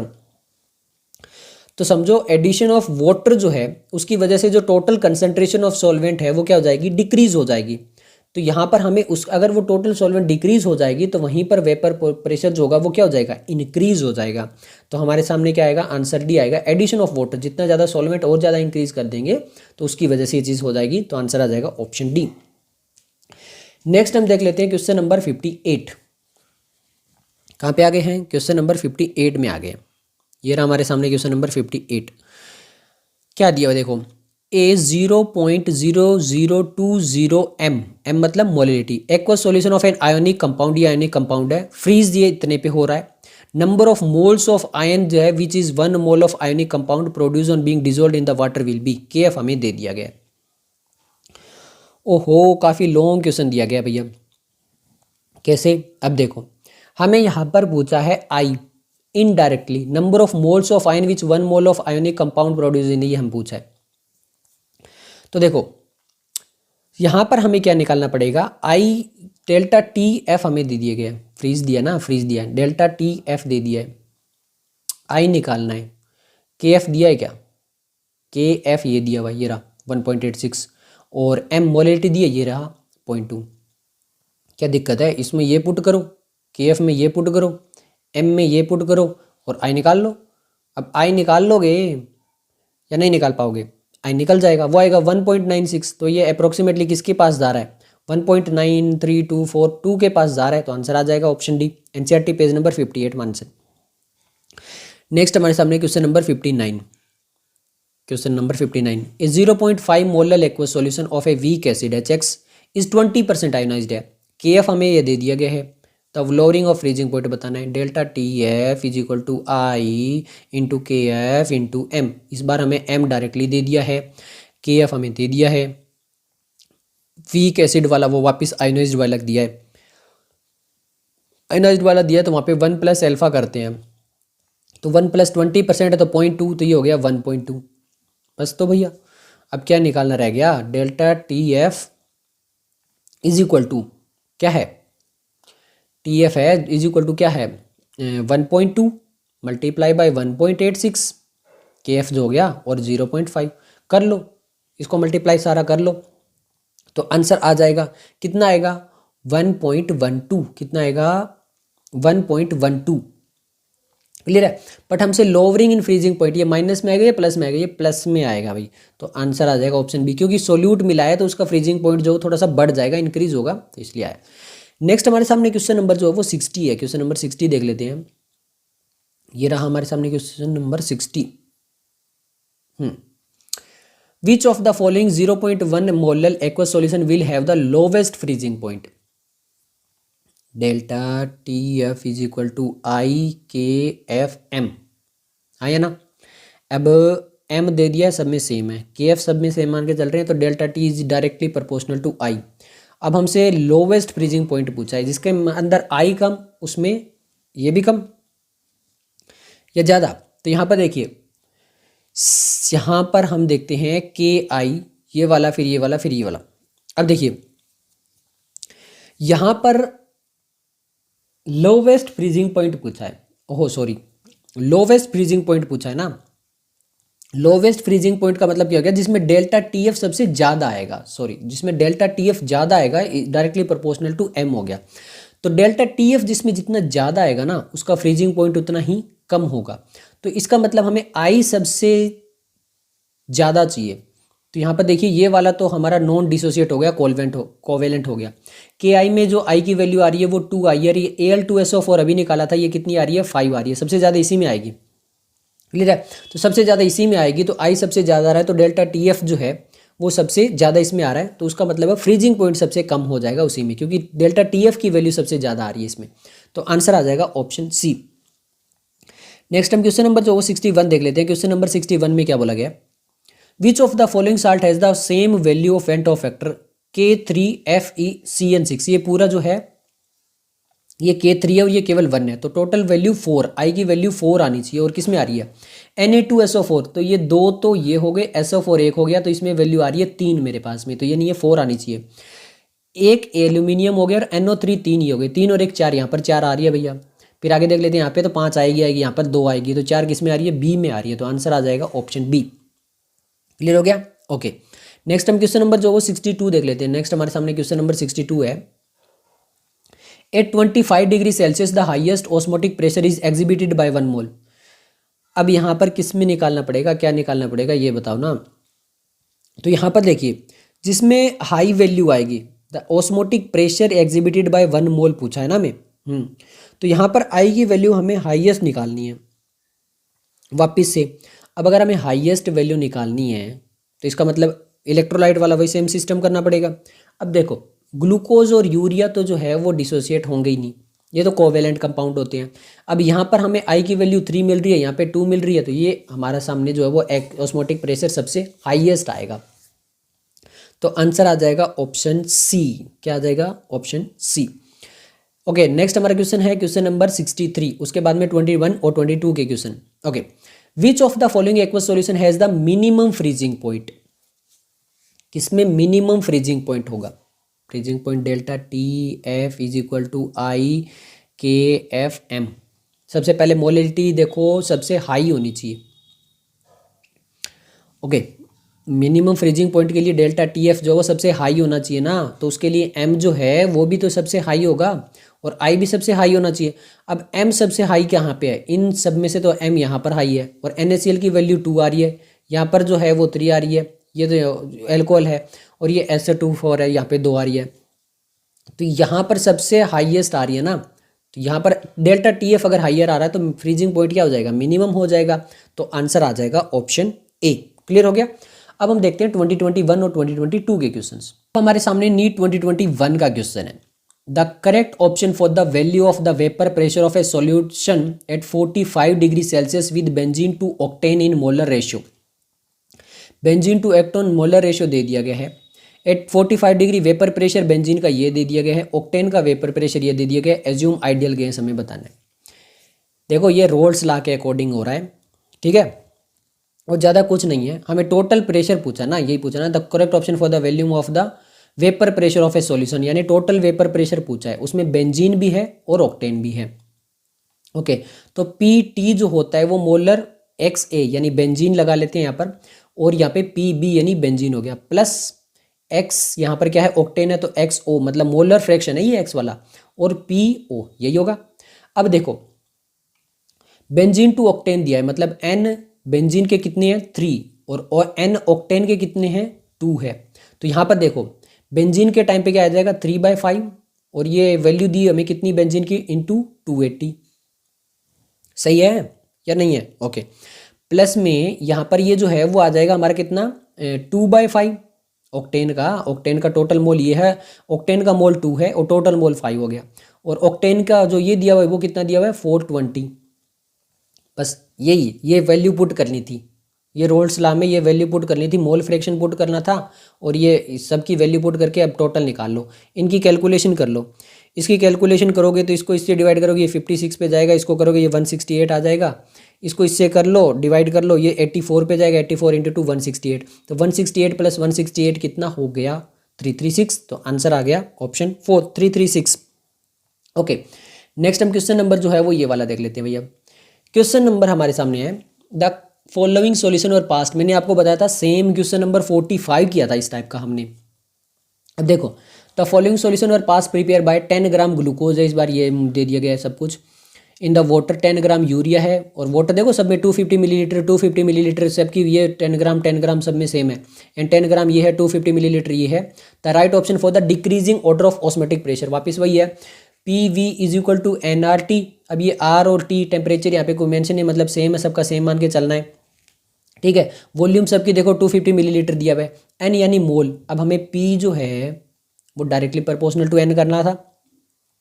अब N में क्या है मास, given mass सब में सेम है, देखो 10 ग्राम 10 ग्राम 10 ग्राम, तो मास अपॉन में क्या होगा मोलिकुलर मास, तो P inversely proportional to molecular mass हो गया। अब देखो इनडायरेक्टली फॉर्मूला पूरा दे दिया है। अब देखो कार्बन 6 है, हाइड्रोजन 12 है, ऑक्सीजन 6 है, यहाँ पे कार्बन 12 हो गए लगभग डबल, हाइड्रोजन भी हमारे लगभग डबल हो गए, और ऑक्सीजन भी लगभग अप्रोक्सीमेटली डबल हो गए। तो सबसे हाईएस्ट मोलिकुलर वेट किसका हो गया, इसका हो गया। अगर मोलिकुलर वेट इसका हो गया P3 वाले का, तो इसका मतलब P ये हाईएस्ट हो गया, तो इसका मतलब ये सबसे कम हो गया, तो P3 सबसे कम होना चाहिए, ये और ये, इन दो में से ऑप्शन आएगा। ओके, अब देखो उसके बाद में इसका मोलिकुलर वेट जो है इसके कंपेयर में ज़्यादा है, CH4N2O से इसका ज़्यादा है, तो इसका मतलब P1 जो है वो उसके बाद में आएगा, तो ये आ गया। और सबसे कम मोलिकुलर मास इसका है, ओके, तो इसका सबसे ज़्यादा है, तो आंसर क्या बन गया ऑप्शन 2 बन गया। क्लियर हो गया। ओके, नेक्स्ट हमारा क्वेश्चन नंबर जो है वो है नीट 2022 का। ये 2022 का क्वेश्चन है। वैसे ये क्वेश्चन जो है हमने सबसे पहला चैप्टर जो था some basic concept of chemistry class 11th के अंदर वहाँ डिस्कस करवा चुके हैं, बट क्योंकि मोलिलिटी आती है तो यहाँ पे ये दोबारा डिस्कस कर रहे हैं। देखिए इफ 1 मोलल मतलब मोलिलिटी है, मोलिलिटी कितनी है 1 है, 0.5 मोल ऑफ सोल्यूट हो गया। तो देखो मोलिलिटी क्या होता है, मोल ऑफ सोल्यूट अपॉन में वेट इन किलोग्राम। अब ये m जो है वो कितना दिया है 1, और ये मोल कितना दिया है 0.5, तो बस कर लो, weight of solvent in kilogram निकालना है ना, अपॉन में क्या हो गया 0.5, और ये 1 मोल है, अपॉन में 1 मोललिटी यहाँ चली गई।